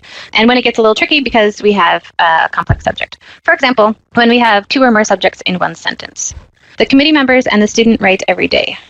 Even though the subject closest to the verb is singular, student, we use the plural form of the verb because we're talking about a group, committee members and the student.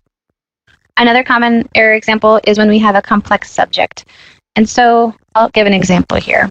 When we do have a complex subject, it can sometimes be a bit tricky to decide which form of the verb to use and what to match it with. So in this sentence, the nurse who normally works with pediatric patients, that's our subject. So what we need to do is look for the main subject, because there are two different people or groups here. There's the nurse at the beginning of the sentence, and there's also the pediatric patients. So nurse is singular, patients is plural. So we have to kind of identify who is the main person or people that the sentence is about, and in this case, the main subject is the nurse. So the rest of the subject is a phrase that describes which nurse she is, the one who works with pediatric patients. So we need to match our verb to nurse and not to the noun right next to the verb, in this case, which is patients. So it's the nurse who volunteers. So when a phrase comes between that main subject and the verb still needs to agree with or match with the number of the main subject. And a final point about subject-verb agreement is related to non-count nouns, or when our subject is a non-count noun. In English, some nouns or things are non-count nouns, meaning that they're a type of a word or noun that can't be counted. So for example, furniture or information. As an example, we don't say one information or three furniture.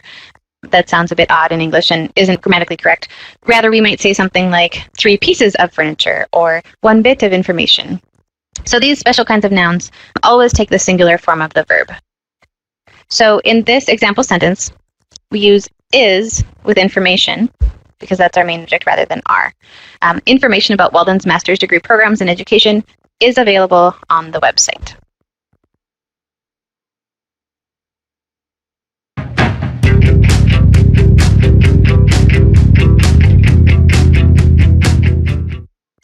So in academic writing, really there are four main tenses that make up the majority of sentences. Even though there are the many tenses in the English language, the most common ones in academic writing are the four that I have on the slide here.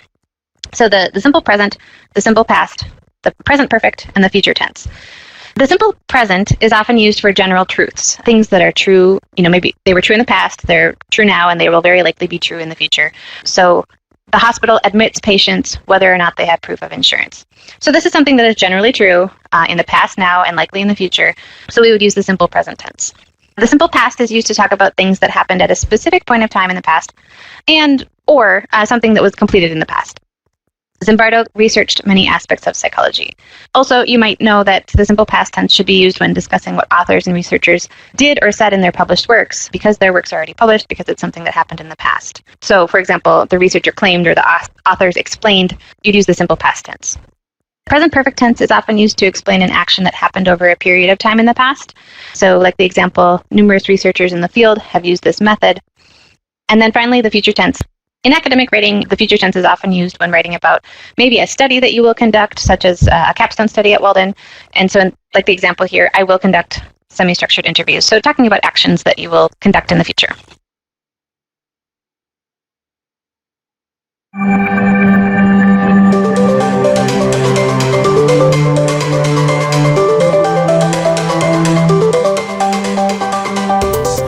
Hi there, welcome to our third class. Bem-vindo à nossa terceira aula. Okay. We are going to continue talking about reading strategies. Nós vamos continuar falando sobre estratégias de leitura. And today we are going to explore a computer program, okay, that helps you explore the language in text. Mas hoje nós vamos falar sobre um programa computacional que pode te ajudar a explorar a linguagem dos textos. Okay? Lembre-se de que nesta disciplina, um dos nossos objetivos é que você se torne autônomo na sua aprendizagem. Então é importante que você explore todos esses recursos, que você explore tudo isso para você mesmo ver como você pode aprender em todos os momentos que você tiver contato com o idioma, e não só aqui. Okay? So, the objective today is use computer programs to explore texts. Okay? Hoje nós vamos utilizar um dos programas e nas próximas aulas você vai ter a possibilidade de aprender outros programas. Okay? So, vamos àquele texto que nós utilizamos na última aula, né, que é o artigo científico Using Digital Technology to Enhance Formative Assessment in Mathematics Classrooms. Então, utilizando a tecnologia digital para melhorar a avaliação formativa nas aulas de matemática. Okay? So, remember we saw the abstract. Lembrem que nós vimos o abstract, yes? E nós vimos aquelas palavras que são os conectores e as palavras de referência. Okay?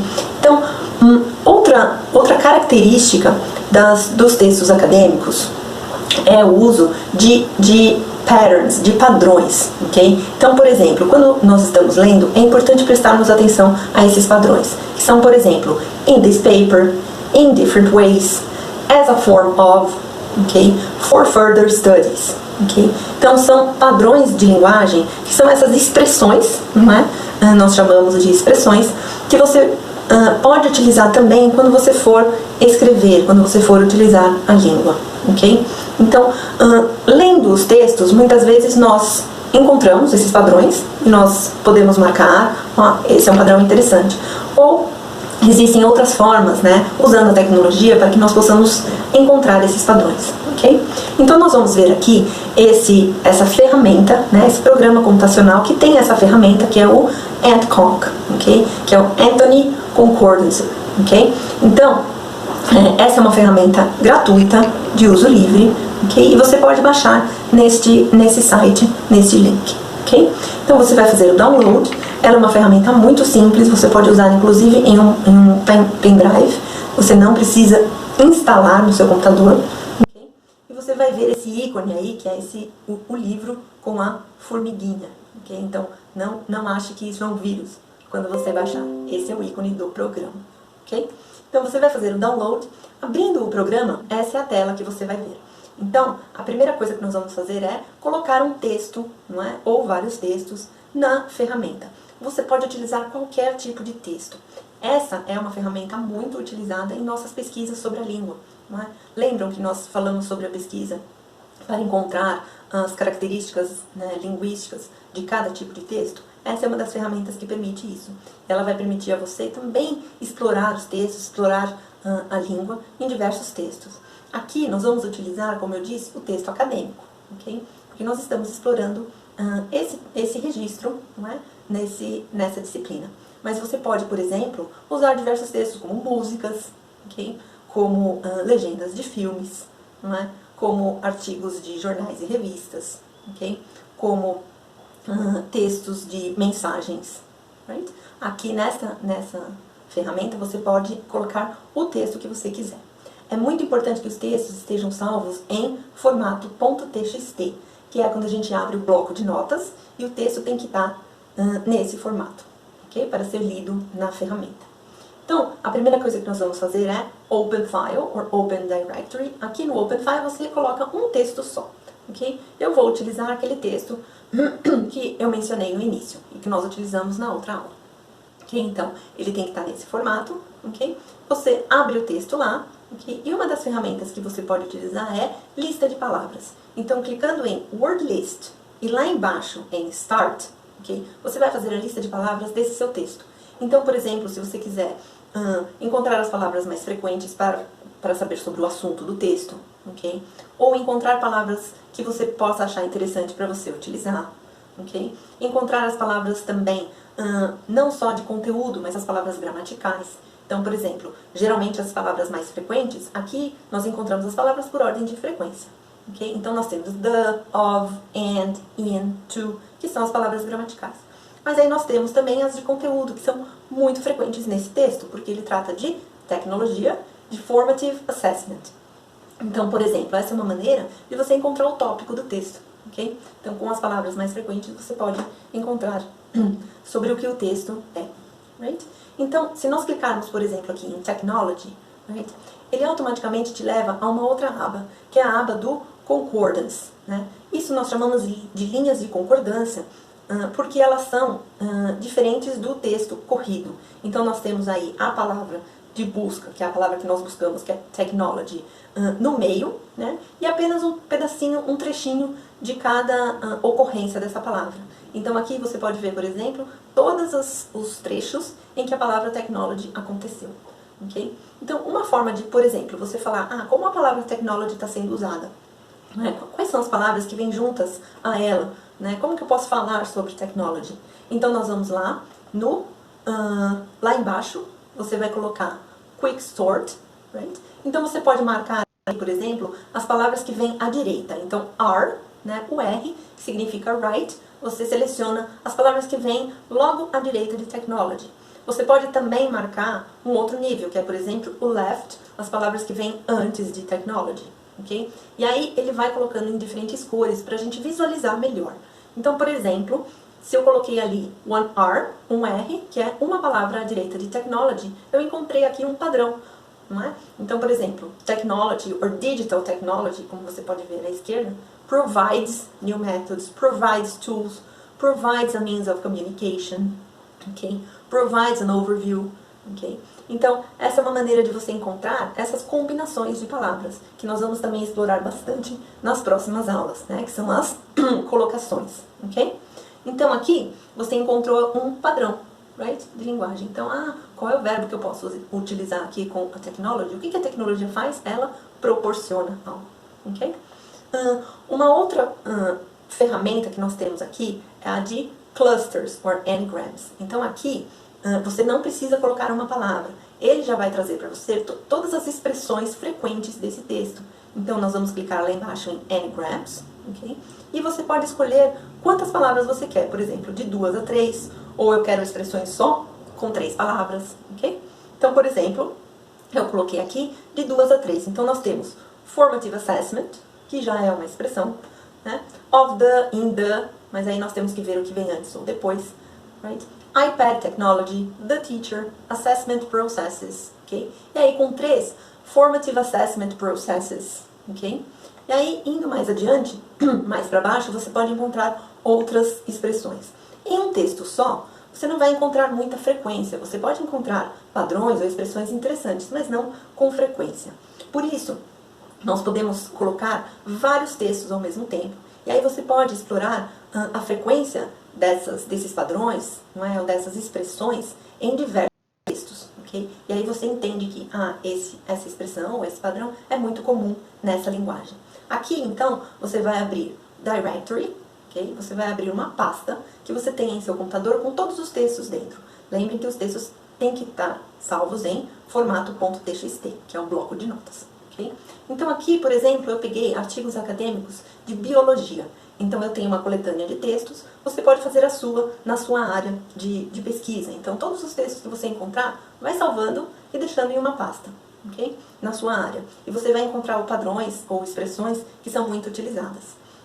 Ok? Então, lembrem lá que nós vamos fazer uma word list, mas essa word list é de todos esses textos, ok? Então, geralmente você vai encontrar as palavras gramaticais, como eu disse primeiro, porque elas são muito mais frequentes, right? Então, nós temos the, of, and, to, in.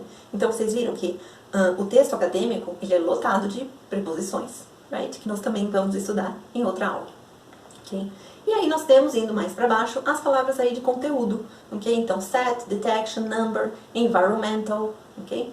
Então aqui, você pode sim encontrar os assuntos, né, desses textos, mas nem sempre eles vão ser exatamente do mesmo assunto. Eles podem ser da mesma área de estudo, mas não do mesmo assunto, né?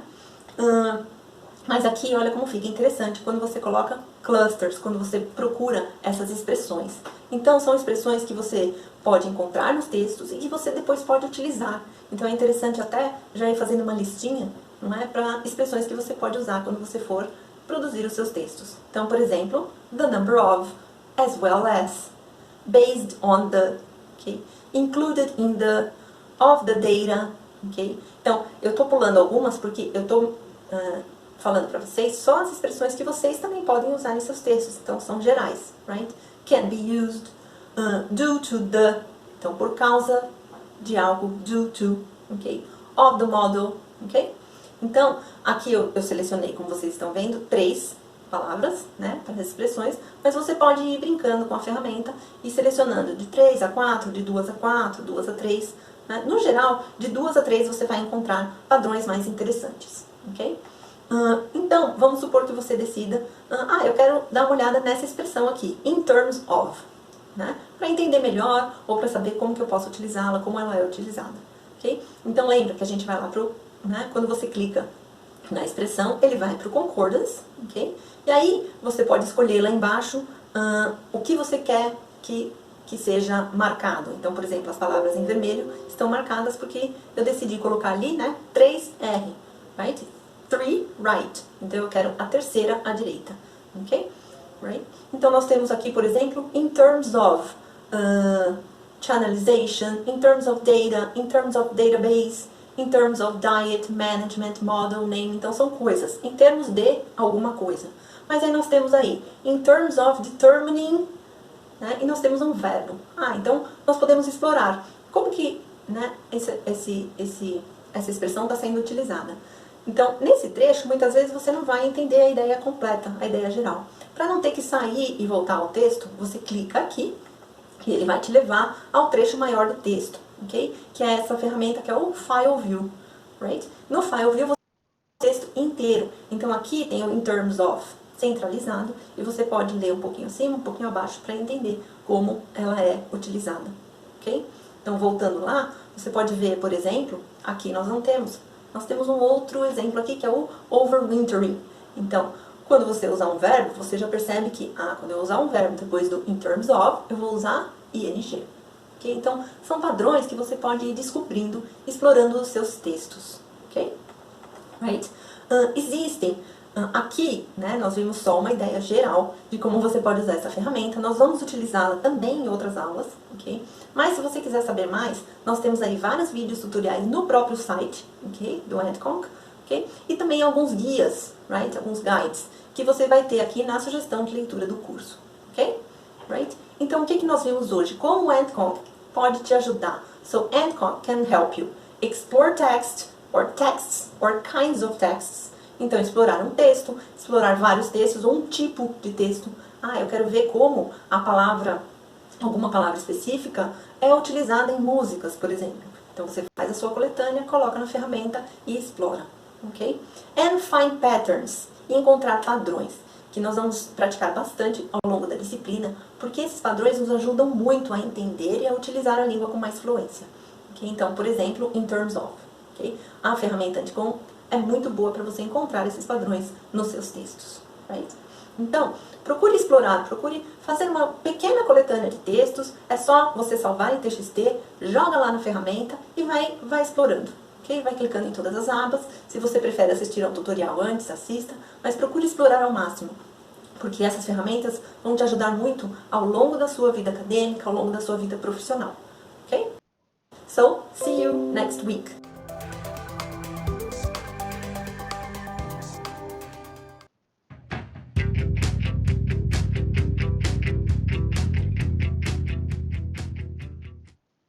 So regarding verb tense, kind of the one error that we sometimes see is errors in consistency throughout a sentence.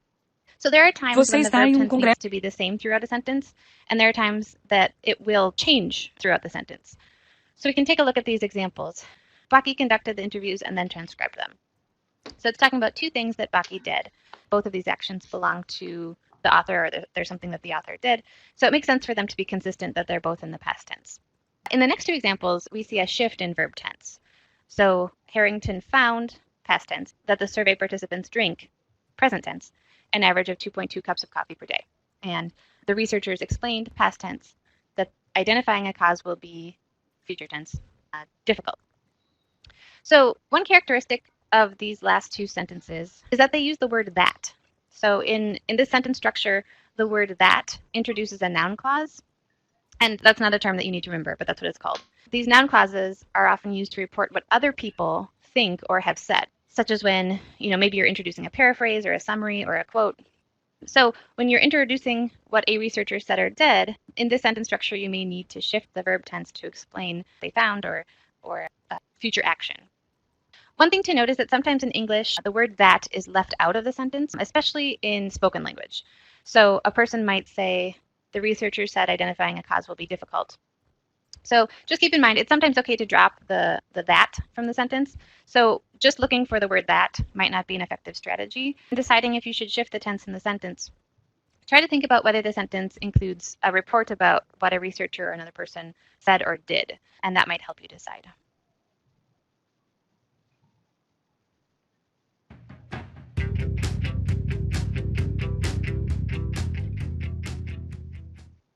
Some verbs need a little bit of extra help, and that is where helping verbs come in. In these more complex tenses, helping verbs are necessary to change the tense or the mood of the sentence. So for example, the word be is used to form the progressive tenses. Progressive tenses describe ongoing actions, things that are happening right now. I am writing my CAM. I'm doing it right now. I'm working on my CAM. The word have describes what's called the perfect tenses. Now, perfect tenses indicate that an action has happened before another action or event or time. So for example, she has worked at the school for 12 years. Now, I want to talk about this tense a little bit more because this one's a little bit tricky. This sentence might seem quite similar to the simple past tense. She worked at the school versus she has worked at the school. But there's a really sort of subtle difference here. If I were to say she worked at the school for 12 years, it sounds as though she worked there, but she no longer works there. If I say she has worked at the school for 12 years, that indicates that she still does work there. She's been there for 12 years and she still is there. This is sort of a tricky difference, can be pretty subtle. And so my main point here is that you want to pay attention to the verbs in your sentences and make sure that they're saying what you want them to say. Finally, the word do is a helping verb that helps to emphasize words in a sentence. So for example, despite the students complaining, the teacher does grade fairly. It just helps to emphasize, to stress that word in a sentence.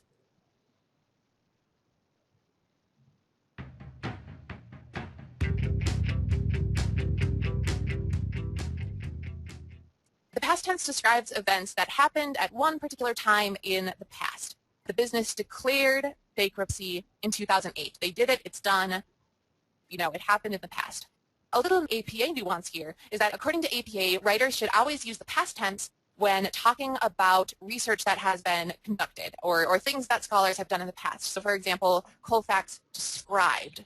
Similarly, I would say, Johnson stated, Peterson found, and so on and so forth. You want to use those past tense verbs to talk about research that has been conducted.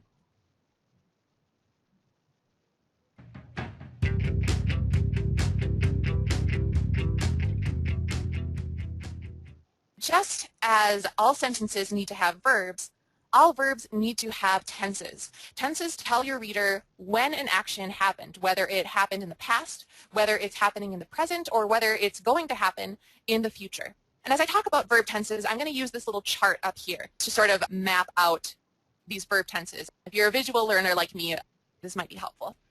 I want to stress there's no need to memorize what these tenses are called. I'm not going to quiz you on the names of these tenses or anything like that. Instead, my goal is just to make you a little bit more aware of the verb tenses in sentences. Let's start out by talking about the present tense. The present tense describes things that always happen or usually happen. They describe general truths or observations or facts. So for example, the teacher uses an authoritarian teaching style. He used it yesterday, he's using it today, he'll use it tomorrow. This is just a basic observation. The university offers an accelerated program. They offered it yesterday, they're offering it today, they'll offer it tomorrow. This is a basic observation, a basic fact, so I want to use the present tense.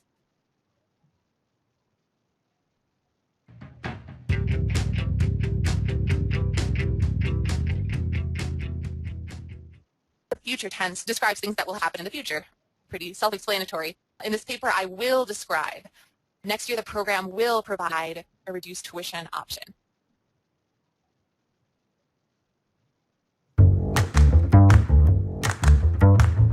Hi, I'm Sarah. And I'm Jack. Welcome to Everyday English. Today we're talking about technology. Of course, technology's a pretty broad subject, isn't it? It is. When we talk about technology, we mean any tools or machines that make lives easier. It might be a mobile phone or a washing machine or a toaster or cloud computing. The word technology is a noun and it's uncountable, which means that you don't use the definite article, the. So, for example, you say technology makes lives easier, not the technology makes lives easier. You only use the if you're talking about a specific type of technology. For example, the technology used in mobile phones. Let's have a look at some words that are often used to describe technology in a positive way.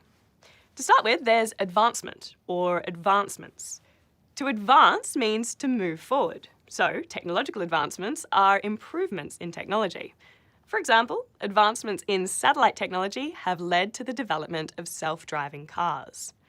A sudden and dramatic advancement in technology is sometimes described as a breakthrough. For example, there's been a breakthrough in artificial intelligence. State of the art is a term used to describe technology that's the best of its kind, as in my phone has state-of-the-art camera technology. Cutting edge is similar, but it means the latest or most up-to-date technology. High-tech is a more general term, and it means something is technologically advanced. And innovative means it's advanced and original. Wow, Nick, is that a new phone? Yep, brand new, state of the art. Has it got the new high-tech camera? Yeah, the software they use is really advanced. You can take portraits that look just like they're from a much bigger camera. I've seen them. The technology they use in phones these days is amazing. I really need to get a new phone that's more up-to-date. But of course, the impact of technology isn't always positive. You'll often hear people talk about the negative impacts of technological advancements. Take something as simple as a car. That's a type of technology that's made life easier. Yeah, that's a positive. But on the negative side, cars cause air pollution. Yeah, and if you drive too much instead of walking, then you might not get as much exercise, so that's a negative too. Here's another one, mobile phones. So mobile phones help us to communicate with each other and access information, but studies have shown that too much screen time can be harmful, especially to children. Now, screen time is the amount of time that you spend looking at a phone, a computer, or a tablet. Social media is another type of technology that has a lot of positives and negatives. It helps you keep in touch with your friends and promote causes, but it can also help to spread fake news and encourage bullying. You might need to write an essay talking about the positive and negative aspects of technology. So it's worth thinking about how you might structure it. There are three main parts to an essay. The introduction, which introduces the topic and outlines how you are going to answer the essay question. Then there's the body. This is where you make your points and support them with evidence or examples. So if I'm comparing the positive and negative aspects of technology, I might spend a few paragraphs outlining how machines and tools have made life easier, giving examples. The final paragraph in the essay is the conclusion. It shouldn't introduce any new topics. Instead, it should be a summary of everything that you've mentioned so far. Take a moment to observe all the gadgets around you and how technology has changed your life. What do you think the future of technology will look like? Perhaps we'll be interacting with robots. Well, that'd be fun. Now, remember to analyse the question and brainstorm the main points that you want to cover in your essay before you start writing. Good luck and thanks for watching. Bye. Bye.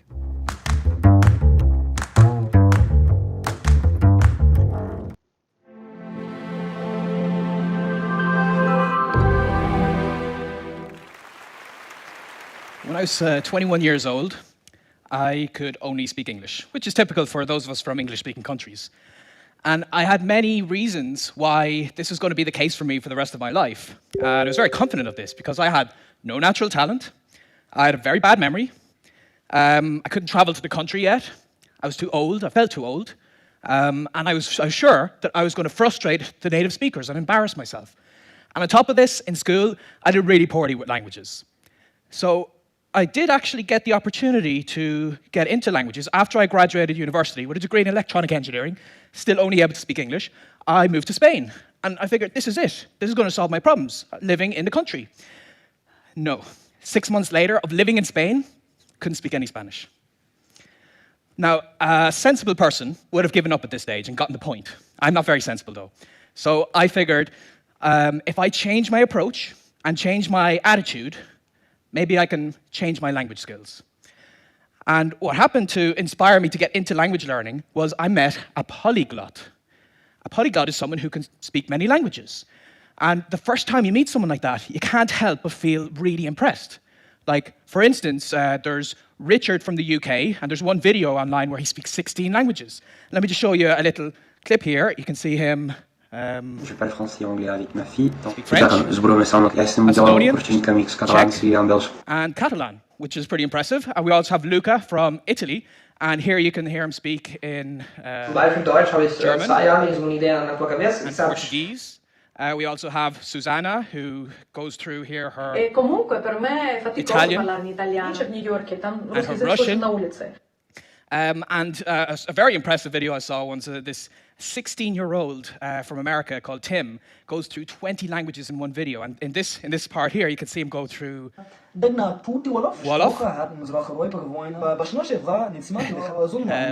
Yiddish, Hebrew, Arabic, Turkish, Swahili, and Hindi. So, wow. I met someone like this and I was so impressed. I thought to myself, I want to be like that. But the reason I wanted to be like that is because I wanted people to think I'm smart, to be impressed with me. And I met this polyglot at the start of my time in Spain, and with this very superficial motivation, just because it would be cool to learn a language, I failed. So what I discovered after those 6 months is one of the biggest problems we have in language learning, but we don't know it, and that's motivation. A lot of us start with the wrong motivation to learn a language. We're learning the language just to pass an exam, to improve our career prospects, or in my case, for superficial reasons to impress people. And what I found is those polyglots I've just shown you in the video, the reason they're learning the language is because they're passionate about that language. They're passionate about the literature and the movies and being able to read in the language and, of course, to use it with people. And when I changed that priority of using the language with people, I was able to learn the languages myself. But there are a lot of things that people feel would not allow them to learn language. So I want to go through, I think there's 5, I asked a lot of people, there's 5 major reasons they'd never get into language learning. So let me go through some of these here.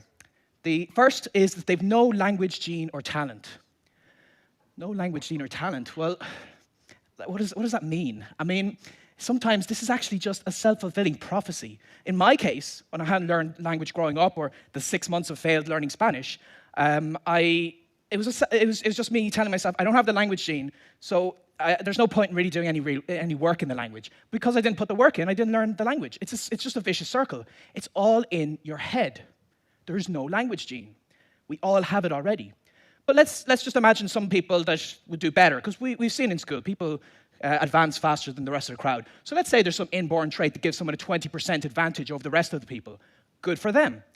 But that doesn't mean that you can't. It just means you have to work 20% harder. And I found that, at least in my case, when I work harder, I can catch up with the naturally talented and even overtake them. So not having talent is not a good excuse. The next reason is that you're too old to learn a second language. And I certainly felt this myself, because up to 21, I didn't learn a language. And a lot of us feel that children, their brains are hardwired to learn languages better. But is it really neurology at play here, or could it be the environment in which the child is learning the language? Well, a study at the University of Haifa in Israel actually found that under the right conditions, adults are better language learners than children. It sounds incredible, but it's about your environment, it's about your motivation, it's about the enthusiasm and encouragement you get from other people. And when you think of it, adults tend to be studying dusty old grammar books and doing boring exercises, whereas children are playing in the language, they're having fun in it. So I found that when I changed this to live through the language, not making it about studying the language, but living the language, then I was much more successful. So you're not too old to learn language. I met people in their 60s starting to learn language and being successful with that.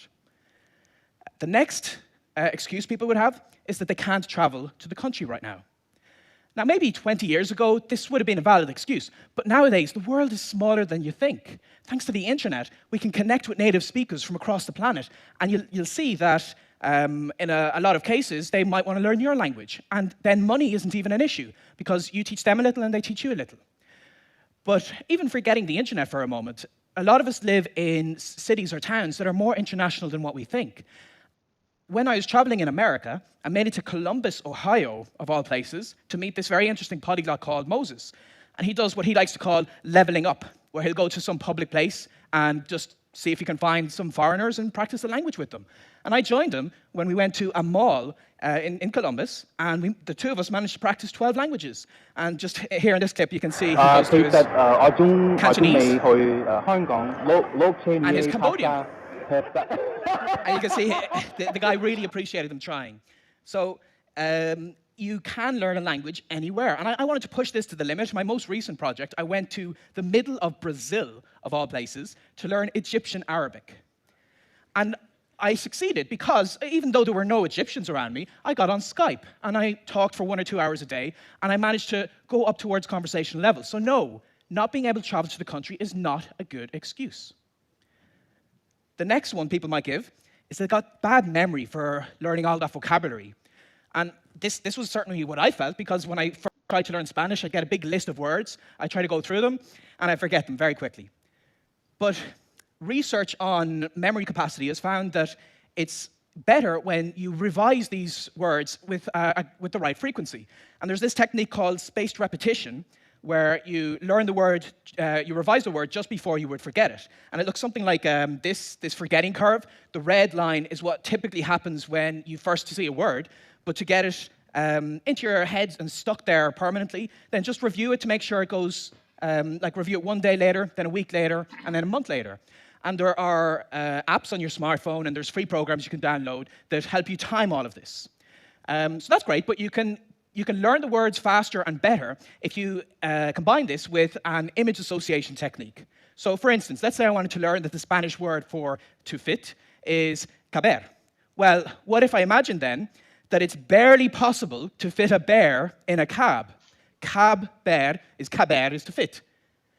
So you do this for a lot of words, and it actually gets very easy with time, and you can learn vocabulary instantly. So no, having a bad memory is not a good excuse. Next, and I think the most important one that people always say is that they're going to frustrate native speakers. And this is just so not true. I've been to many places, I've spoken to many people, and every time I attempt to use their language, they're overjoyed. They're so pleased that I'm even trying. And I just feel like, especially adults, when we learn a language, we're such perfectionists. We want everything to be just right. And perfectionism is a really bad thing in language learning, because a language is a means of communication. It's a way to get to know new people and new cultures. And when you embrace this, it's okay to make mistakes. And I actually have a goal to make at least 200 mistakes a day, because then I know I'm getting somewhere, I'm using the language. So embarrass yourself. Go out there, talk to people, it's okay. When do you think I was learning a language better? Here or here? So anyone can indeed learn a language when you use it with people, and it's okay to use it early. And this is so important that you don't have to wait until you speak the language perfectly and fluently and so on. You can get into it sooner than you'd expect. And it opens up so many doors to these other cultures. So for instance, after I'd learned that Arabic in Brazil, I made it to Egypt, and I made it all the way deep into the Sahara Desert. I sat down in the sand with an Egyptian, and I had some tea, and we had this nice little chat here. Wow. ميدان تحرير صغير مش كبير ميدان تحرير مش مصر ايوه مصر كبيره. And there I'm just saying that Egypt is so much, it's so vast, it's so great, it's so much more than just Tahrir Square in Cairo. And now when I was speaking with him, I used the wrong word here and there, and I conjugated the wrong verb every now and again, but that's okay, because even with this conversational level, I had this fascinating conversation with him. And I've done this with other cultures and other languages. I even managed to learn a little American Sign Language. And here you can see, Juliana had asked me, why didn't I learn Irish Sign Language? And I said, because when I'm in Ireland, I like to improve my Irish or my Gaeilge, which I can then speak here. Mar dúirt me tá mé taistil le Gemlín anús. So that was me on Irish radio saying about my travels and whatever. And I learned Irish for 10 years in school, and I wasn't able to say the most basic phrases after that. But as an adult, I went back to Ireland and I embraced using the language as a beginner. And that helped me to reach this stage. And it's okay to be a beginner, it's okay to be conversational, but when you take this on, you take it to the next level, then you can reach very well. I mean, I've got very good level in French, Spanish, a couple of languages. I've worked as a professional translator, and like here I'm having a quick chat in French. Parfois, j'ai passé 1 heure pour trouver une traduction. Ah oui, bien sûr. And that's great. That's what everybody thinks of when they're getting into language learning. They think, that's what I want to be. I want to be at this very high professional level, have deep philosophical conversations. And that's fantastic. And yeah, it's impressive when you see people like that. But rather than being impressive, I think it's so much better when you embrace the beginning stage of language learning. And one of the most amazing experiences I've had was when I was in China on the train, 2,000 kilometers deep into China, and I had a basic conversation of what's your name? And it turned out I was given my Chinese name there on the train. And look, this is how it went. What's your name? 我叫 Benny. I'm Benny. Benny. 我没有中文。I don't have a Chinese name. And then Li Hui says, I'll tell you what, your name is Bunling, because this sounds like your normal name, and it means ability or skill. And you know, I could have that conversation even with a basic conversation level of Chinese. And I do have the ability, I do have the skill to learn language, but I always did. We all always do. And the reason I have this skill is not because I was born with it and others weren't. It's a decision I made. And the problem a lot of us face is we feel that we're better studying and preparing for speaking a language someday, because if we do it too early, the world would end from all this frustration we cause people. There are 7 days in a week, and someday is not one of them. I say, rather than see if the world will end, a whole new world will begin if you try to learn a new language. So I hope you'll give it a try. Thank you.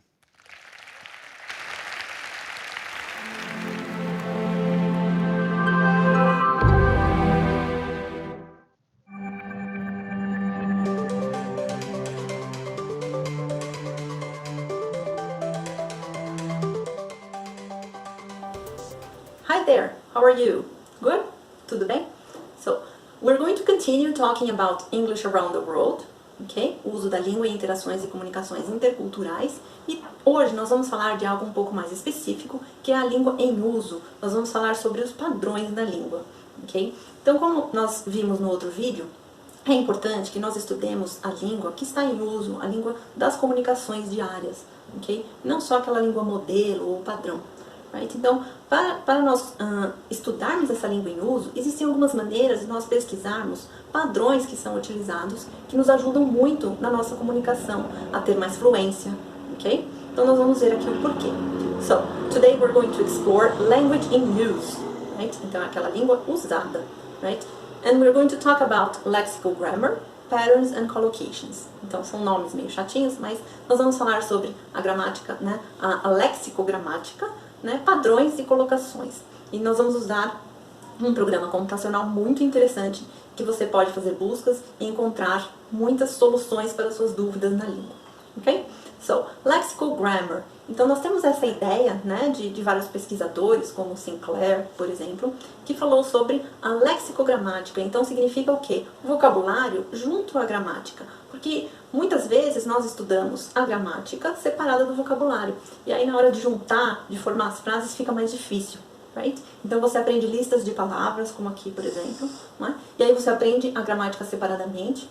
Right? E aí, na hora de usar, fica difícil. Então, how do we combine them? Então, como nós combinamos? When, where, how do we use them? Então, em que situações, quando, onde e como nós usamos, okay? As estruturas e o vocabulário. Okay? So, for example, here there are some tips for intercultural communication. Então, aqui nós temos algumas dicas para comunicação internacional. Então, só de olhar aí, você consegue fazer essas combinações? Can you match? Right? So let's try. You have A, B, speak, do, and avoid. Using slang, careful, slowly, research, attention.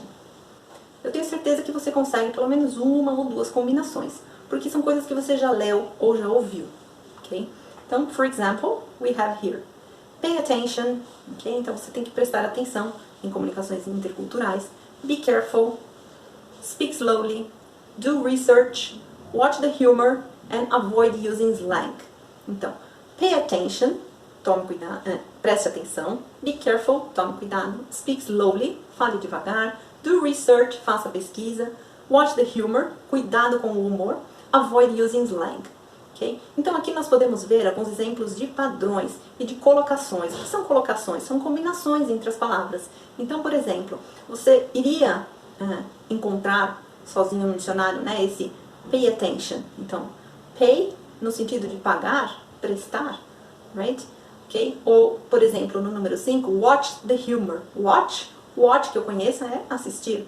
Então, existem outros sentidos para as palavras e existem combinações, ok? Que nós vamos começar a prestar mais atenção, porque essas combinações nos ajudam.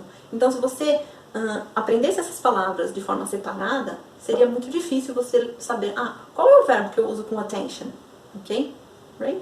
Então, é importante, por exemplo, você, quando estiver estudando, quando estiver lendo, prestar atenção a esses padrões, essas expressões, vamos dizer assim, ok? So, let's take a look at pay attention, ok? Então, vamos dar uma olhada nesse pay attention. So, pay, what do you pay, right? Então, que coisas você usa com pay? Yes? Então, você deve conhecer, por exemplo, pay bills, pagar as contas, right? Então, pay tem esse sentido de pagar e de prestar quando você usa com atenção, ok? Então, aqui nós temos esse programa computacional e você pode utilizar de diversas maneiras que nós vamos ver aqui e em outras aulas, ok? É muito interessante. Por quê? Aqui você pode fazer pesquisa de língua em uso. Então, você vai pesquisar a língua como ela está sendo usada no momento. Porque aqui nós temos uma coletânea de textos, ok? Que estão sendo produzidos, textos escritos e falados.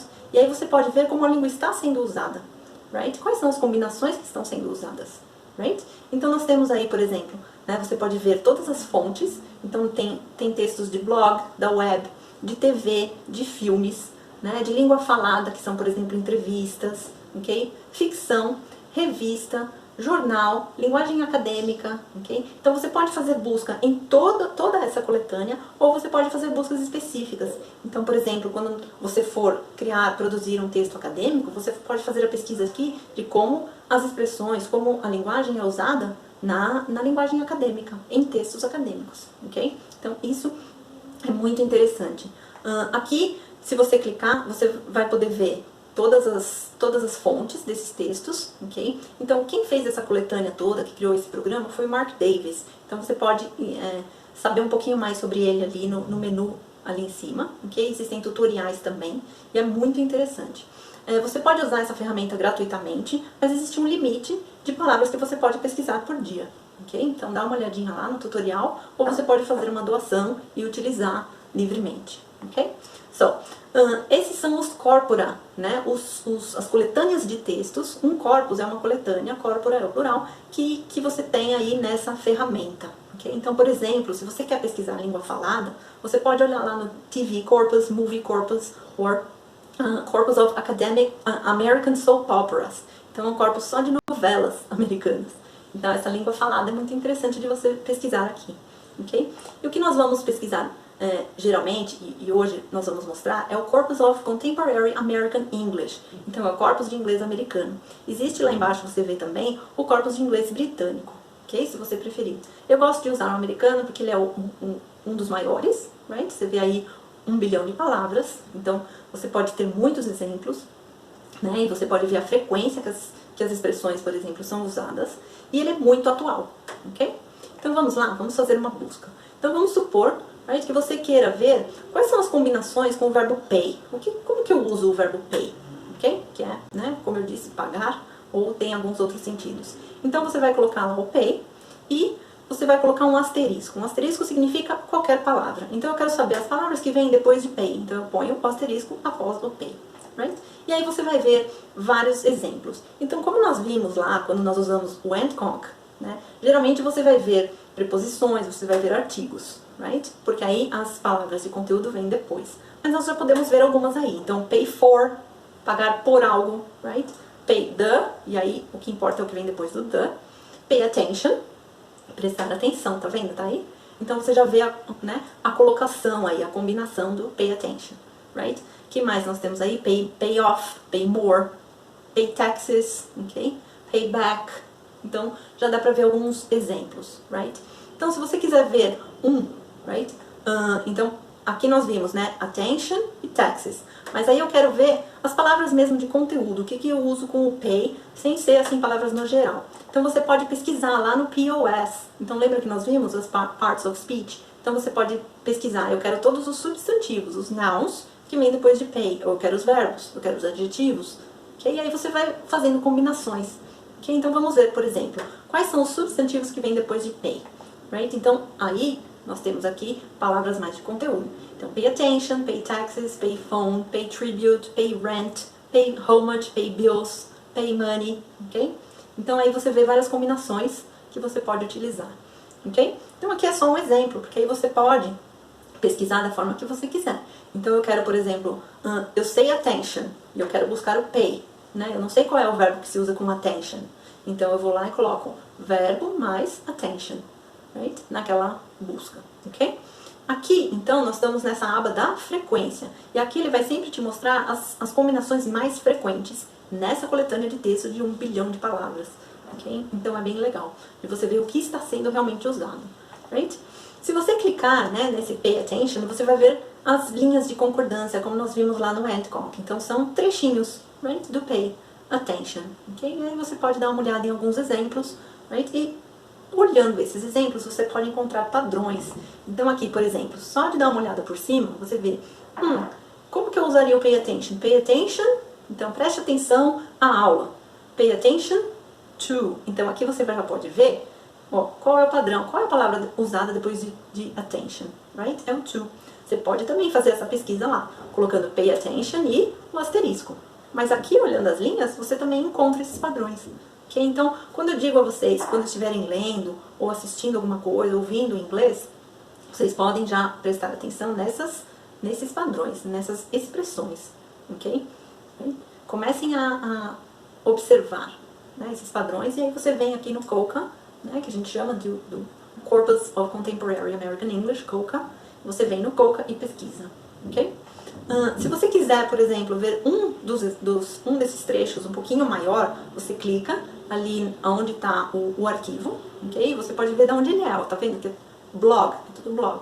Então você clica em um deles e vê um trechinho um pouquinho maior. Você não consegue ver o texto inteiro aqui, por questão de direitos autorais, mas você tem lá o link. Okay? Então, eu quero ler um pouco mais sobre esse texto. Então, você vai lá e clica no link, ok? Right? Então, vamos ver um outro exemplo aqui de como nós podemos fazer essas buscas. Nós vamos usar bastante ao longo do curso, porque é uma ferramenta muito interessante para você, quando você estiver produzindo, ou quando você quiser entender como usar alguma expressão, algum verbo, alguma palavra. Right?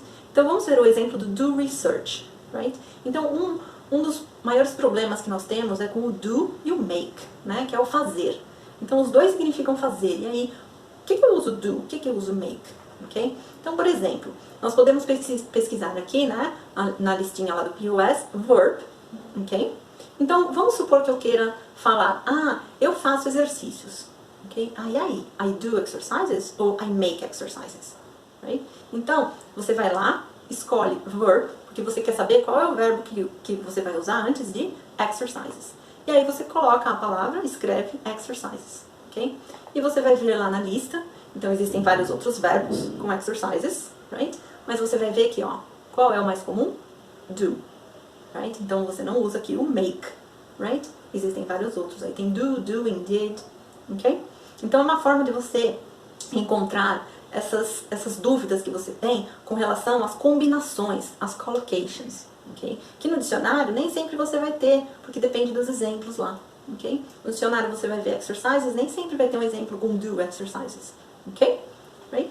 Então, é muito importante que você, nesta semana, procure fazer algumas pesquisas, ok? Faça um pouquinho por dia. Então, pegue algumas combinações que você encontra nos textos, ou pense em como você gostaria de falar alguma coisa, e quais são as combinações, e faça algumas buscas no Google, ok? Mas procure sempre, quando estiver em contato, olhar esses padrões. Porque se nós aprendermos, por exemplo, só a palavra attention, só a palavra exercises, é mais difícil depois de nós combinarmos, não é? Você iria imaginar que a palavra seria pay, com pay attention? Não, right? Porque também depende do sentido. Então, quando você estiver lendo, veja sempre a palavra e o que vem ao redor dela, ok? Quais são as que vêm antes, quais são as que vêm depois, com certeza você vai encontrar muitos desses padrões, ok? Então, resumindo, o que nós vimos hoje é pay attention to patterns, right? Preste atenção aos padrões, right? And search for collocations, como você pode buscar essas combinações, ok? So, let's practice, okay?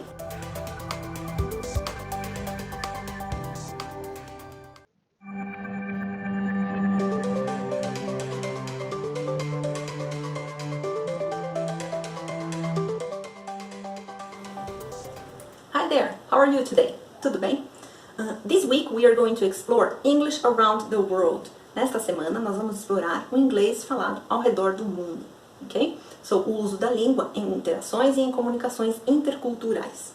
Então, por exemplo, quando nós participamos de um congresso internacional, que é o nosso desafio aí nessa disciplina, né, com certeza nós iremos nos deparar com pessoas de diferentes países, de diferentes culturas, né, e que falam diferentes línguas também.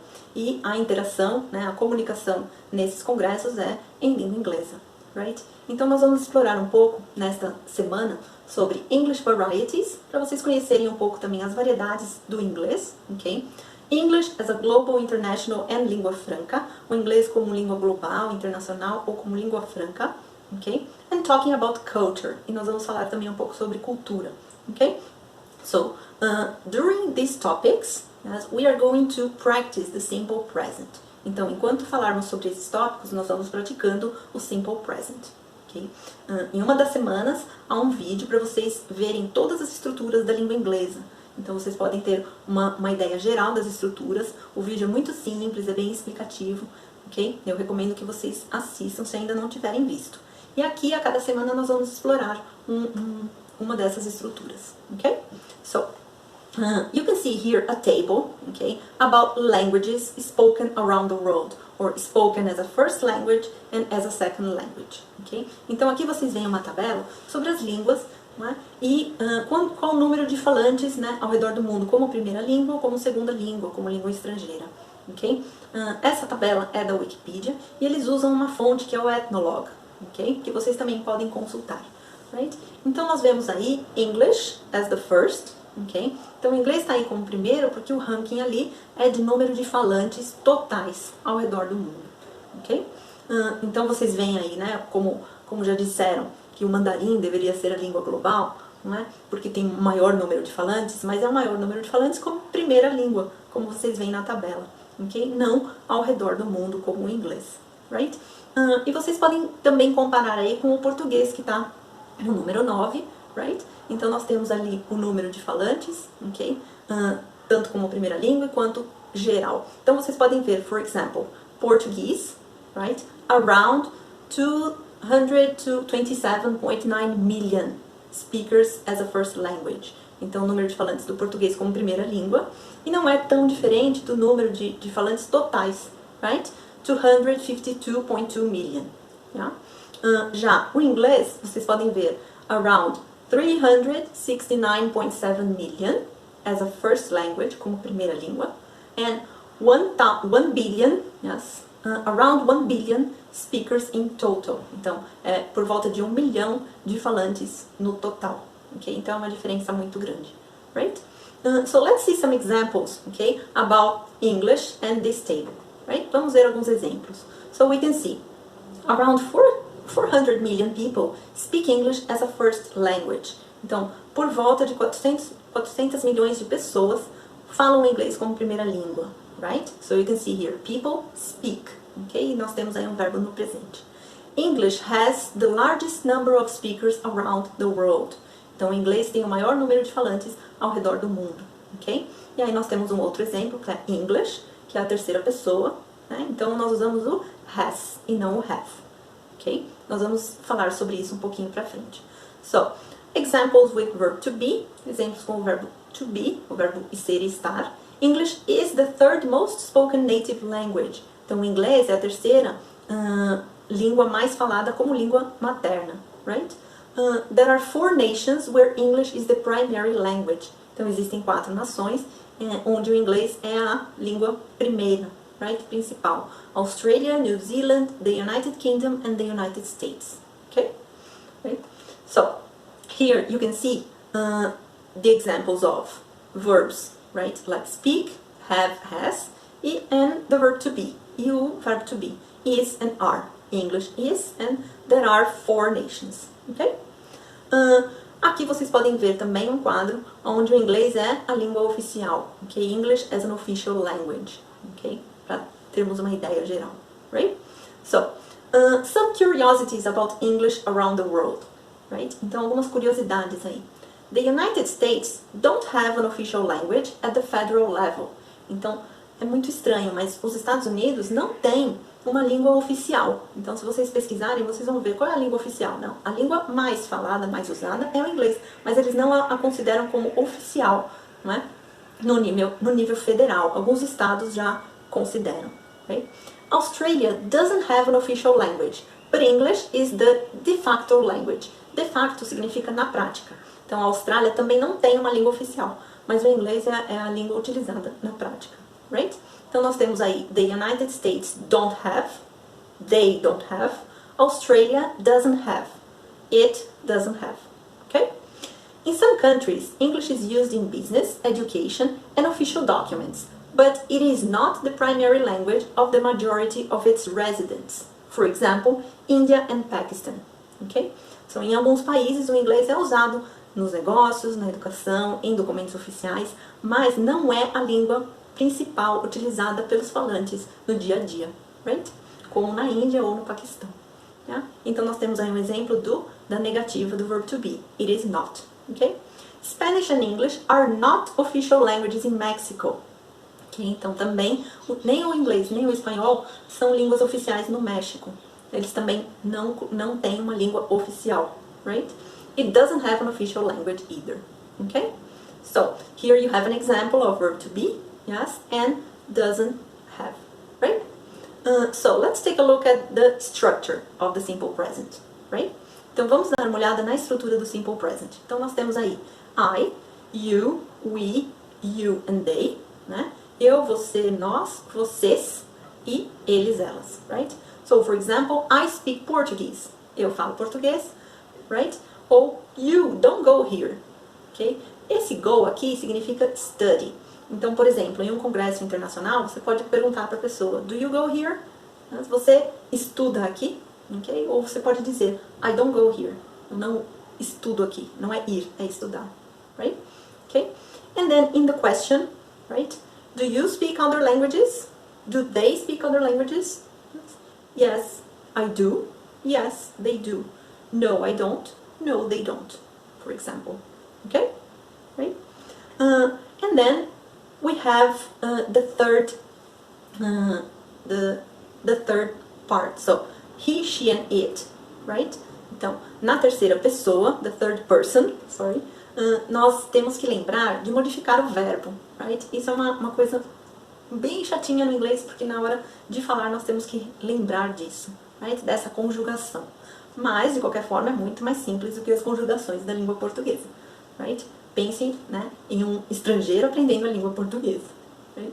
Então, nós temos só que lembrar algumas coisinhas, como o S aqui, right? Então, he, she and it, nós temos que modificar o verbo na afirmativa, right? So, he speaks French, okay?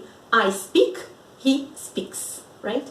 She doesn't speak English, okay? Aí aqui, quando a gente usa na negativa, o verbo não precisa ser modificado, right? She doesn't speak, right? E na pergunta, does he speak other languages? Okay? Então, ele fala outras línguas, right? Yes, he does. No, he doesn't. Okay? Right? And then we have the verb to be. E aí nós temos o verb to be, que todos dizem que a gente só aprende isso na escola, né? Mas você aprendeu mesmo? Right? Então vamos dar uma olhadinha nele. Let's take a look. So, I am Brazilian. I'm not Brazilian. I'm Brazilian, right?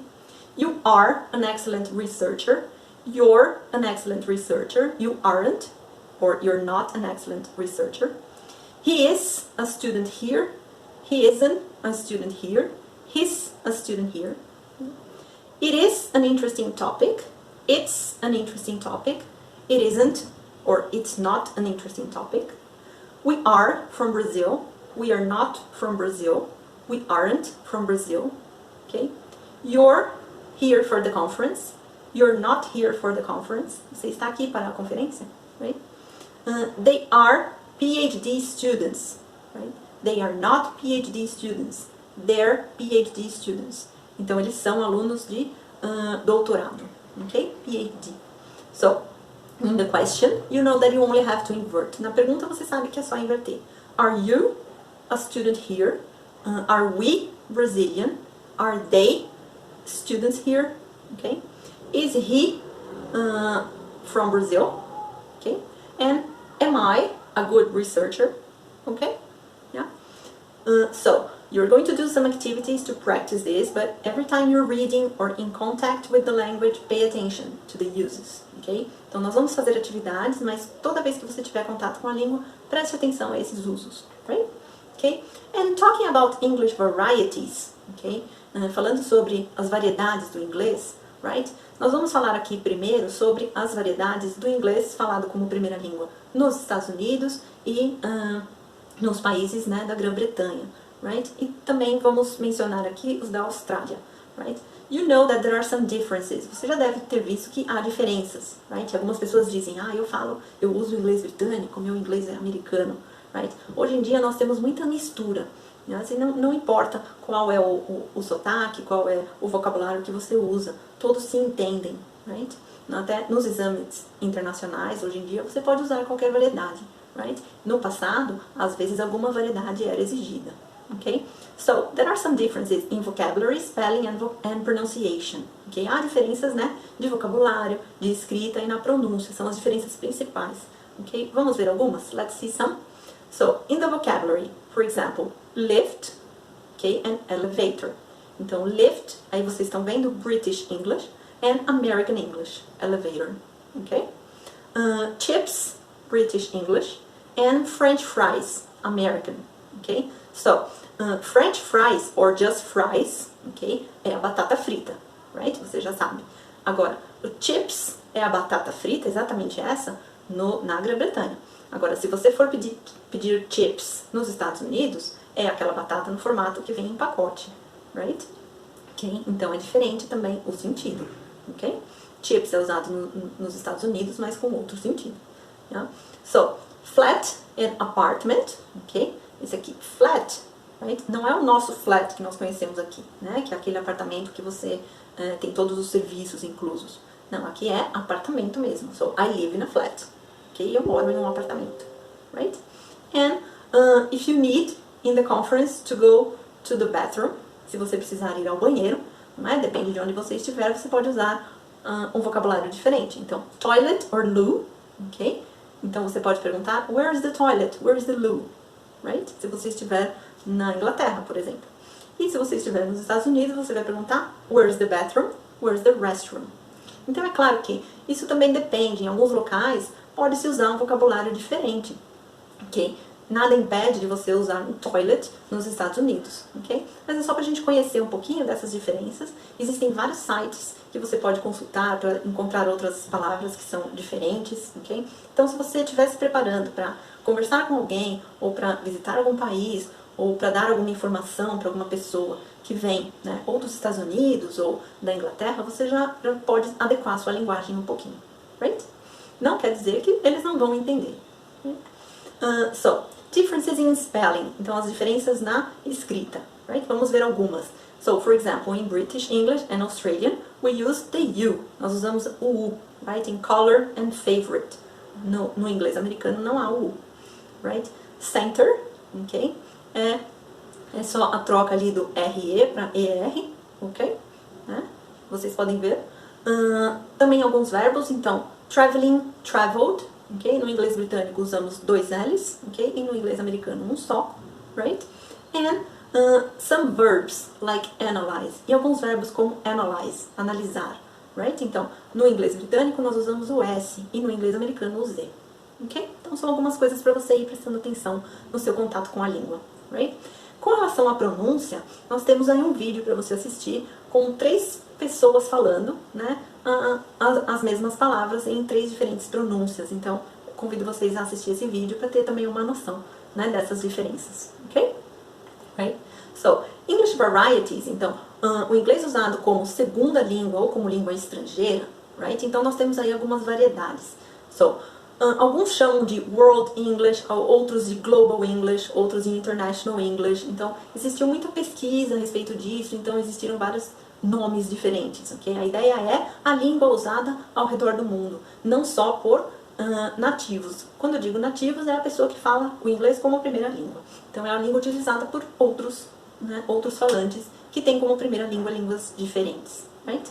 Então, nós temos também aí algum exemplo, né, do Spanglish, que é o espanhol, a mistura do espanhol com o inglês, ou o portunhol, como nós dizemos, né, que é a mistura do português com o espanhol, ok? Então, essa é uma outra variedade, right? Então, essas são formas que a gente consegue se comunicar, ok? Mas o que é importante aqui é a gente falar sobre o English as a língua franca, ok? Então, o que é o English as a língua franca? Que é o que nós procuramos estudar hoje. Então, como eu disse, antigamente a gente tinha modelos, né? Então, o inglês americano, o inglês britânico. Então, hoje a gente procura estudar o inglês como língua franca. What is this? E o que é isso? So, línguas francas are vehicular languages or contact languages. São línguas de contato, ok? Used when speakers do not share a first language. Então, quando os falantes não usam a primeira língua, não têm a primeira língua em comum. Então, por exemplo, é um brasileiro conversando com um italiano ou com um francês em língua inglesa, right? Que é o que acontece muito, né, atualmente nos negócios, né, em todas as comunicações, no turismo e nos congressos, right? Na vida acadêmica, em várias situações. Right? Então, é muito mais provável que você vá falar com pessoas que estão usando inglês também como língua estrangeira do que como nativo. Right? It is not the language spoken only by users who speak as a first language, as a model, right, or variety. Então, como eu disse, não é a língua usada pelas pessoas que são nativas como um modelo. Nós não usamos mais essa ideia de modelo, ok? Nós procuramos entender a língua em uso. Right? Como ela está sendo usada e como nós podemos adequar essa língua quando nós vamos nos comunicar. English that users around the world use, with different cultural and linguistic backgrounds. Okay? Então, o inglês que as pessoas ao redor do mundo estão utilizando, com diferentes né, culturas e línguas. Okay? Então, isso é muito importante a gente levar em consideração nessas comunicações. Right? Também o cultural background. Right? Então, a bagagem cultural e linguística da pessoa com quem estamos nos comunicando. There is not only one correct use. Então, nós não falamos mais assim, esse é o inglês correto.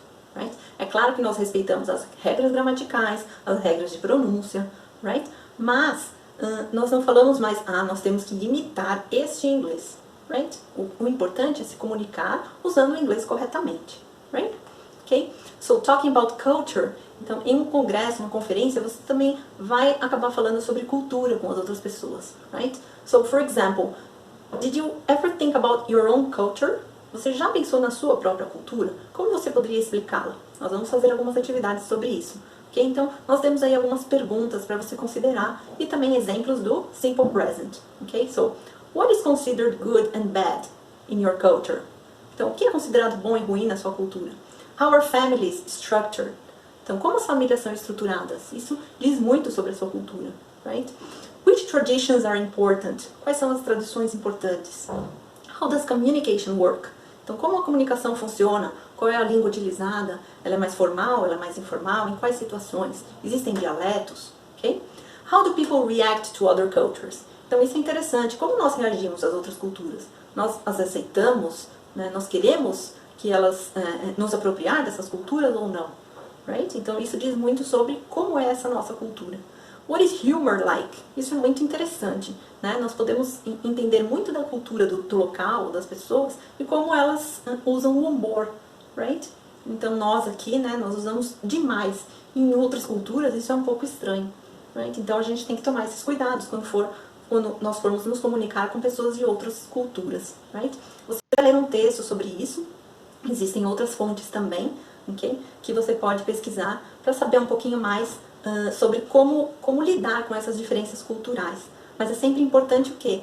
Você fazer uma pesquisa. Então, se você for se comunicar com alguém de algum país específico, pesquisa um pouco, right?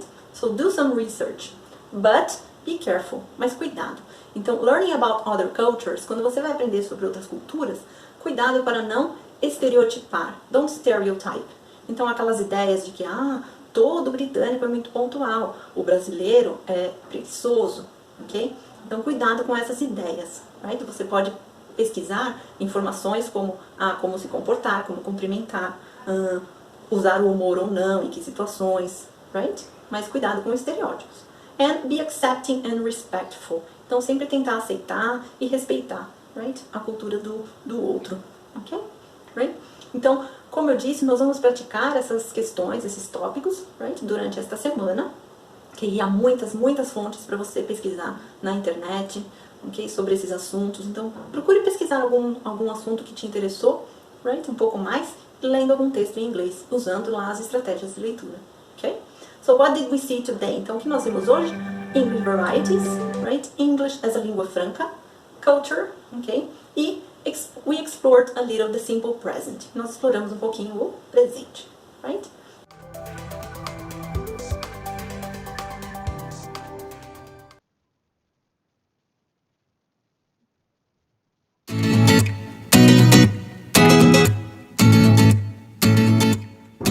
Hey, I'm Jenny from England. Hi, I'm Lucy from the States. And I'm Tegan from Australia. We're going to show you some differences between our pronunciation and vocabulary. No one speaking English is any better than the other. They're just different, and there's nothing wrong with that. Tomato. Tomato. Tomato. Banana. Banana. Banana. Girl. Girl. Girl. Vitamin. Vitamin. Vitamin. Modern. Modern. Modern. Australia. Australia. Australia. Yogurt. Yogurt. Yogurt. Dance. Dance. Dance. Moustache. Mustache. Mustache. A little bottle of water. A little bottle of water. A little bottle of water. McDonald's. Mickey D's. Macca's. Biscuit. Cookie. Bicky. Sweets. Candy. Lollies. Swimming costume. Swimsuit. Togs. Or cozy. Or bathers. Or swimmers. Depends where you're from. Bathroom. Restroom. Dunny. Flat. Apartment. Unit. The shops. Grocery store. Supermarket. Duvet. Comforter. Doona. The forest. The woods. The bush. Pepper. Bell pepper. Capsicum. Wellies. Rain boots. Gum boots. The city centre. Downtown. CBD. Flip-flops. Flip-flops. Thongs. No, this is a thong. And these are tongs. Hey! Thanks for watching, and if you have any other examples or questions, leave them in the comments. Bye! Okay. Okay, ready? Vitamin. A little bit of water. Ding, ding, ding. Vocabulary. Bathroom. Restroom. Dunny. No, say I'm Dunny. saying Dunny. I say Dunny all the time. Nice today. Oh, Look at my thank you. breast. Is that in the video? Yeah. That's why mine are here.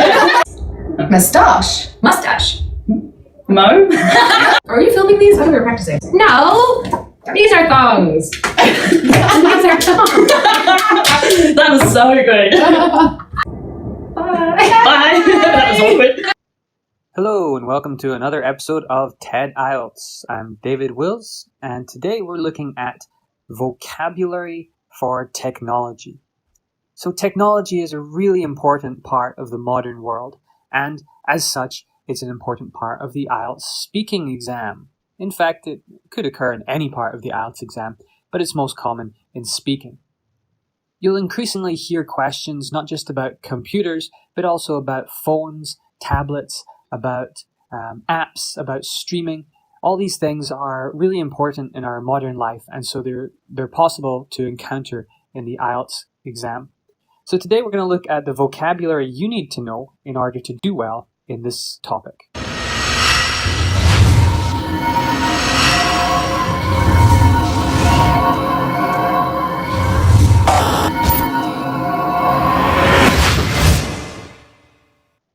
First, we're going to look at hardware.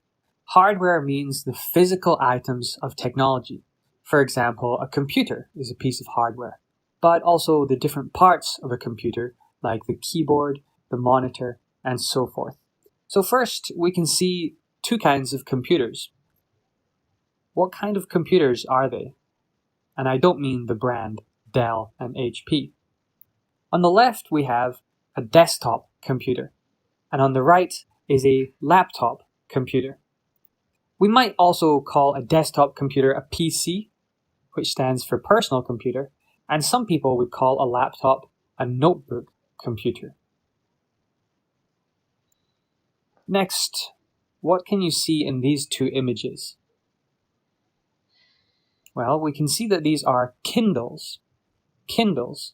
This is a kind of e-book reader or e-reader. We can use these to read digital books. Some of them have a touch screen. That means a screen you can use by pressing it with your finger. This looks similar to the Kindle, but it is not a Kindle, of course. You can see in the bottom left there is an Apple iPad. We can see, though, that the other two are from different companies. So what is the generic name for this kind of hardware? It is a tablet. Tablet. Again, a tablet has a touch screen. In fact, that's a very important part of a tablet. The most popular one is the iPad, but there are others, and so instead of just saying iPad, we call them all tablets. It is larger than a mobile phone, but more portable than a laptop. Portable means you can take it around easily. Next, we can see these phones. On the right, there is an iPhone. We call this a smartphone. Smartphone. A smartphone is a kind of mobile phone that is able to do far more things than old-fashioned mobile phones. Again, they have touch screens, and these days we install apps on them. App is short for application. Usually they will have at least one camera, although nowadays typically your phone will have 2 or 3 cameras. They can play music, access the internet, they can function as GPS devices. Next, we will look at some software. Software. So when hardware describes the physical parts of technology, software refers to the digital products, such as computer games, such as the programs on your computer or some apps. That is the first word, app. App. Where I live in China, people call this an app. That is how they say it in Chinese, and many students say that in English as well. This is not correct though, and you should not say that in the IELTS exam. App is short for application, and whilst it is spelled app, we pronounce it app. This is a relatively new word. We used to say program, a computer program, but nowadays, probably because of Apple and their app store, people refer to computer programs for their phones or other mobile devices as apps. You can download an app, and there are many thousands of apps that let us do lots of different things. These are social networks. Social networks. A social network is an online platform where you can communicate with other people. It may function as a website or an app, or increasingly both.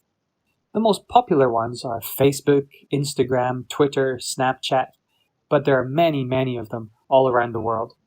You can do things like communicate with friends, share photos, play games, and so on. What is this? We can see here Internet Explorer, Google Chrome, Firefox, Safari. These are what we call browsers. Browsers. Technically, we should say web browser, as this is a program that allows us to visit websites and use the internet. We use the verb browse to talk about looking around online. The noun browser is the program we use. What about this kind of software? Up above, we can see WordPress. Down below, Blogger. These are two different blogging platforms. This is how you could create a blog. Blog. Blog is short for weblog, although these days nobody says weblog. It is a personal website, or it could be a business website, I suppose. Its main feature is that it's easy to post regular updates. The verb post can also be used as a noun to make a post. I'm sure some of these look very familiar to you. We're all inundated with this sort of image in our daily lives. It doesn't matter where in the world you live, when you turn on your phone or computer, you see some of these pictures. These are called memes. Memes. A meme is something that is shared widely. These days, we mostly refer to meme as a picture with some words on it that is intended to be funny. Here we can see YouTube. You're obviously familiar with YouTube because you're watching me on YouTube right now. YouTube is a kind of video streaming service. Video streaming. The verb to stream means to download something off the internet directly. Instead of storing the file on your computer to watch later, you watch it immediately. You can stream live sports, or you can stream movies or TV shows. YouTube is of course the most popular streaming service, but there are many others like Hulu and Netflix. Everyone in the world knows Google, but what is Google?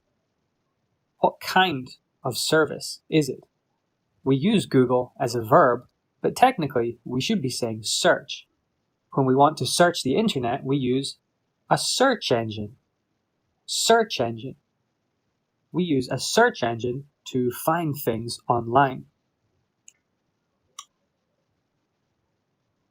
Finally, we come to a few other items of vocabulary. These are some words that didn't quite fit in previously, but are very important. These are verbs that we use in common daily life now. The first is share. Share. Now, share used to mean, especially for two children, to both use the same toy. However, nowadays, share is very, very common because on social networks, you can share a picture or a song or a video or many different kinds of things with others.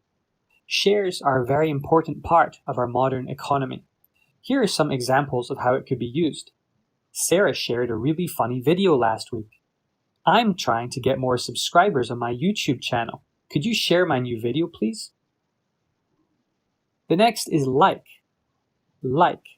Interestingly, like used to just be a verb, but now it is also a noun. Give me a like. Like is used commonly in almost all social media platforms as a way of giving approval to something. Here are some examples. Hey everyone, don't forget to like my new video and subscribe to the channel. My ex-husband liked all my new Facebook posts. What do you think that means? Next is friend. Friend. So we can use the phrase add as friend, but this has been reduced down to just friend now. So while like was a verb that became a noun, friend is a noun that became a verb. I can friend someone on Facebook. It means to add them as my friend. Here are 3 examples. He added her as a friend on Facebook last week. Do you mind if I friend you when I get online later? She just added him earlier today. Was that a good idea? If you've enjoyed this video, I do hope you'll give it a like. Maybe you can go friend me on Facebook. And I'll see you again next week when you come back to YouTube to stream my next video.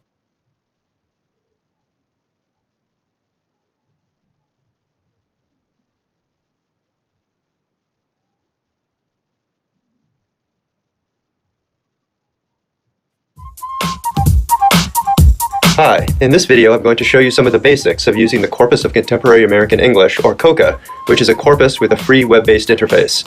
COCA is a monitor corpus, meaning that it is constantly growing, in a sense capturing the ongoing life of a language variety, in this case American English.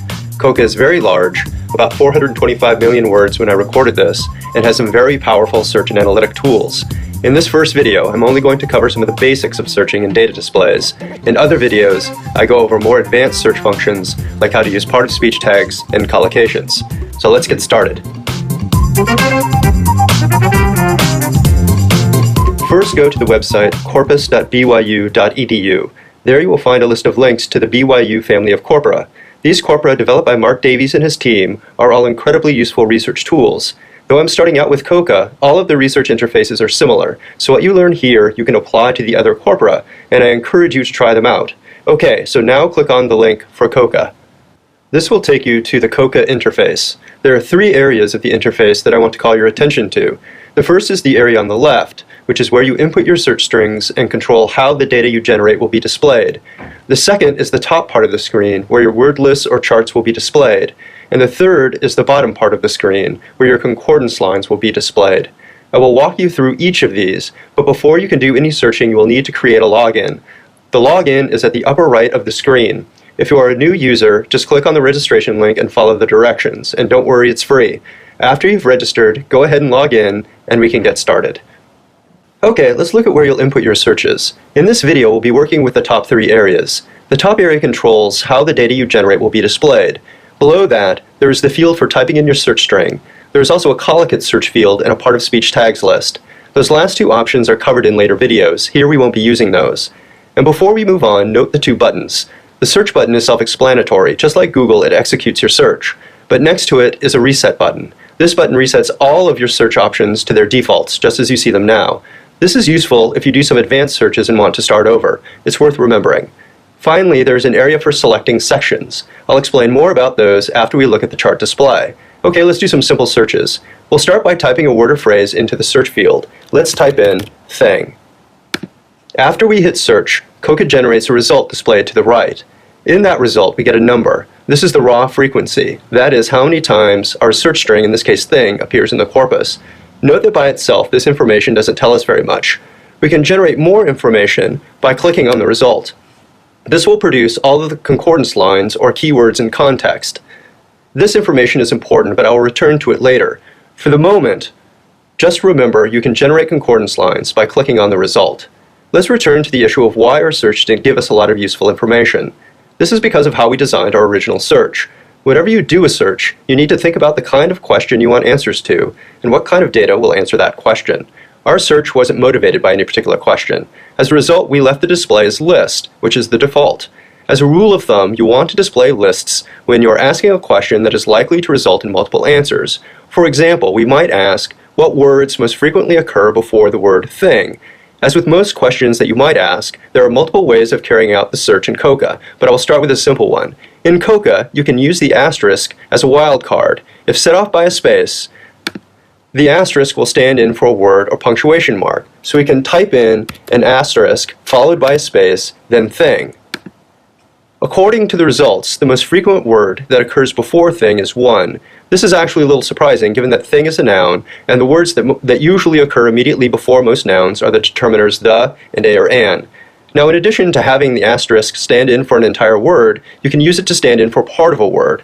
As an example, type in the asterisk immediately followed by thing without a space. The most frequent result is something, followed by thing. Also notice that the sixth most frequent token is clothing, and the seventh is breathing.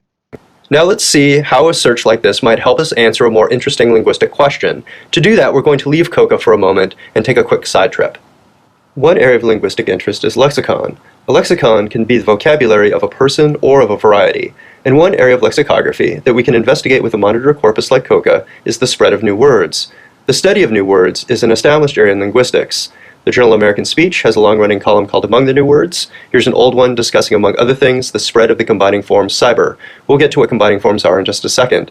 The American Dialect Society also votes on the word of the year at our annual meeting. Here we are, a bunch of rowdy linguists. And sometimes, the winner is a new, or at least a newish word. In short, we have an established interest in researching these things. But before we collect some data, we need some understanding of where new words come from. One common way to form a new word is through blending. Take two existing words like smoke and fog, and we get smog.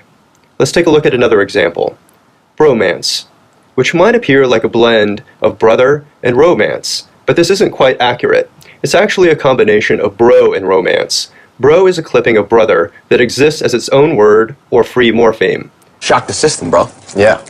It has also developed into a combining form. Remember cyber? Combining forms are modified forms of words that occur in combination with other morphemes. So we have combining forms like mega and light that are common resources for creating new words, and bro is one of these. In addition to having a bromance, you can take a brocation, or you might post your bro file, and of course if you have a bromance, you can also get a brovorce. Now with this little bit of background information, we can do some more interesting searches on Coca. Unfortunately, bro would be a tough one to start with. Think about what we would get if we just searched for bro followed by the asterisk. We get a lot of extra data that wouldn't be relevant if we were going after new word formations. So let's try one that'll be a lot easier. Licious. As a combining form, licious has been helped along by a couple of pop culture forces, Bubblicious Gum and Destiny's Child's Bootylicious. And licious also has the benefit of being relatively easy to search for using Coca. Type in the asterisk, followed immediately by licious without any space. The first two results, delicious and malicious, aren't relevant to our search, but then we get some potentially interesting data. If we were doing even an informal analysis of the data, this is where concordance lines would become important. Click on the result for pinkalicious. Looking at the concordance data, we find that Pinkalicious is the name of a book and a musical. In fact, many of the results for licious are actually proper names. Now this doesn't mean that these results are uninteresting. However, functioning as a name and functioning as a modifier are two entirely different things, and we would want to make that distinction. Babelicious is one that functions as a modifier. If we look at those concordance lines, we find that Babelicious is used once to describe a man, Lenny Kravitz, once to describe a woman, Ellen DeGeneres, and twice to describe fashionable self-presentation, a haircut, and styles. If we look to the left, we find information about the years in which these results occur, as well as the place. In this case, 3 of the 4 results come from Cosmopolitan magazine. Also, the concordance lines tell us what sections of the corpus the results come from. Here we have 1 result from fiction and 3 from magazine. This brings us to another important feature of Coca. The corpus is balanced among 5 different text types: spoken, fiction, magazine, newspaper, and academic. We can use this in a couple of ways. We can search within a specific text type using the sections options, or we can use the chart display to compare the frequencies of a feature across different text types. Let's start by trying the chart display. We'll go back to our original search term, thing. Type in thing, but change the display to chart. To the right, you'll see that Coca generates a couple of useful charts. The first shows the distribution of our search term thing across text types. It's most common in spoken and least common in academic. You'll also find a couple of different numbers. The top one is the raw frequency in that text type. The one below is the frequency per million words. That is the normalized frequency. You can't compare frequencies without normalizing them, because the number of words in one part of the corpus is not going to be exactly the same as the number of words in another part of the corpus. Normalizing the frequencies allows us to compare them. To the right, you'll find a chart showing frequencies for every 5 years beginning in 1990, and again, those are normalized per million words. This allows us to see if there is a change in the pattern of use over time. In this case, the use of thing has remained pretty stable. Finding the distributions of features across different text types can give us important information about how language varies by context and use. This knowledge can contribute to our understanding of register and genre. The distribution of thing, for example, might suggest something about the use of generalized language in spoken discourse and the preference for greater specificity in academic registers. But be careful in your interpretation of distributions. Let's say we're interested in testing the conventional warning about using the first person in academic writing. We want to know, is this actually true in practice? So we're going to search for the first person plural, we. The chart looks convincing. Our first impression might be that conventional advice is absolutely correct. We is clearly far more common in spoken discourse than it is in academic writing. However, its frequency in the academic text type, over 2,000 per million words, is significant. While it's true that the first-person plural is marked for spoken discourse, it is also true that it is often used in academic discourse as well. We might then want to find out more about how it is used in academic writing. If we click on the bar in the chart, we can look at the concordance lines for that text type. So these lines are all in the academic text type. We can also look at distributions within the text type. We can do this by clicking on the heading. Here we find the first-person plural is most common in philosophy and religion, as well as in miscellaneous academic writing, but it is also quite common in science and technical writing. The important advice here is to always interrogate your data. Graphical displays of data can be convincing, but you need to think carefully about the information that they present. Let's do another one. This time we'll type "say" into the search field. The results suggest that "say" is far more frequently used in spoken language than any of the other text types. However, if we are interested in the distribution of the verb "say," our search is capturing only the forms that are realized as "say," like the first person, "I say," but we're missing other forms like "says" and "said." To search for all forms of a word, what is called lemmatizing the results, we can put square brackets around the word we're searching for.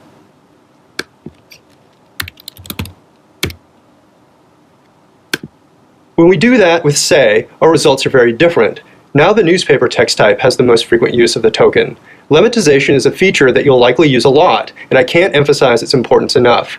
When you begin doing more advanced collocation searches, like looking for what nouns collocate with a particular verb, most often you'll want to be looking at all forms of that verb. So this is an important feature to remember.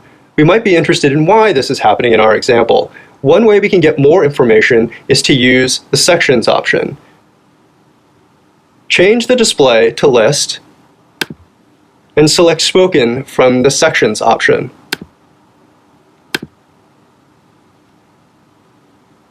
The results show all forms of "say" that appear in that text type in order of their frequency. So in the spoken text type, "say" is the most common form. If we repeat the search, but select newspaper as our section,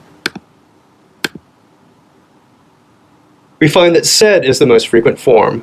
We can also search for synonyms of "say." We do that by putting an equal sign in front of "say" inside the square brackets. And this time, we'll ignore sections, so we're searching in all text types. You'll find this generates some potentially puzzling results. The first result is "about." If we want only verbs like express and declare and articulate, you will need to use part of speech tags, which is the subject of the next video. But before we finish here, we can also ask another question about "say." How exactly is the past tense "said" being used in these various text types? In particular, what is the distribution of its use in direct versus indirect speech? Briefly, direct speech is discourse quoted directly from a speaker. For example, "they said, we'll be there in a minute." Indirect speech is reported discourse that isn't quoted. For example, "they said that they were going to be late." From these examples, we can see a couple of patterns. In the first, "said" is followed by a comma, and in the second, it is followed by "that." So let's see how these work as search strings. To try and find a distribution of "said" being used to introduce direct speech, we'll try typing in "said" followed by a comma.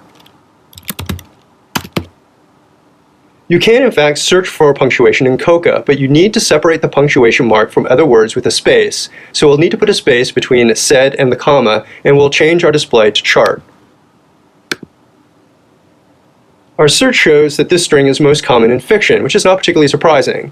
Nonetheless, we should check our results to see if, in fact, our search captured what we were hoping.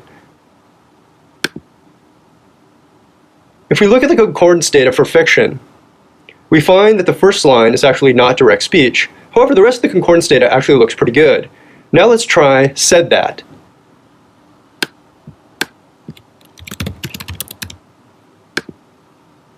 In this case, "said that" is most common in spoken, followed by newspaper.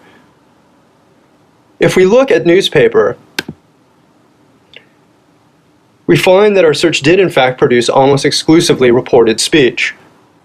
This brings me to my last point before we wrap up this video. Whenever you use a complex corpus like Coca to investigate more complicated grammatical patterns, like direct versus indirect speech, no search is going to be perfect. In our search, we saw a problem with the sentence initial clause, "that said." We also missed all of the instances where "said" appears at the end of a sentence. In the second, we missed all instances of indirect speech where that is omitted.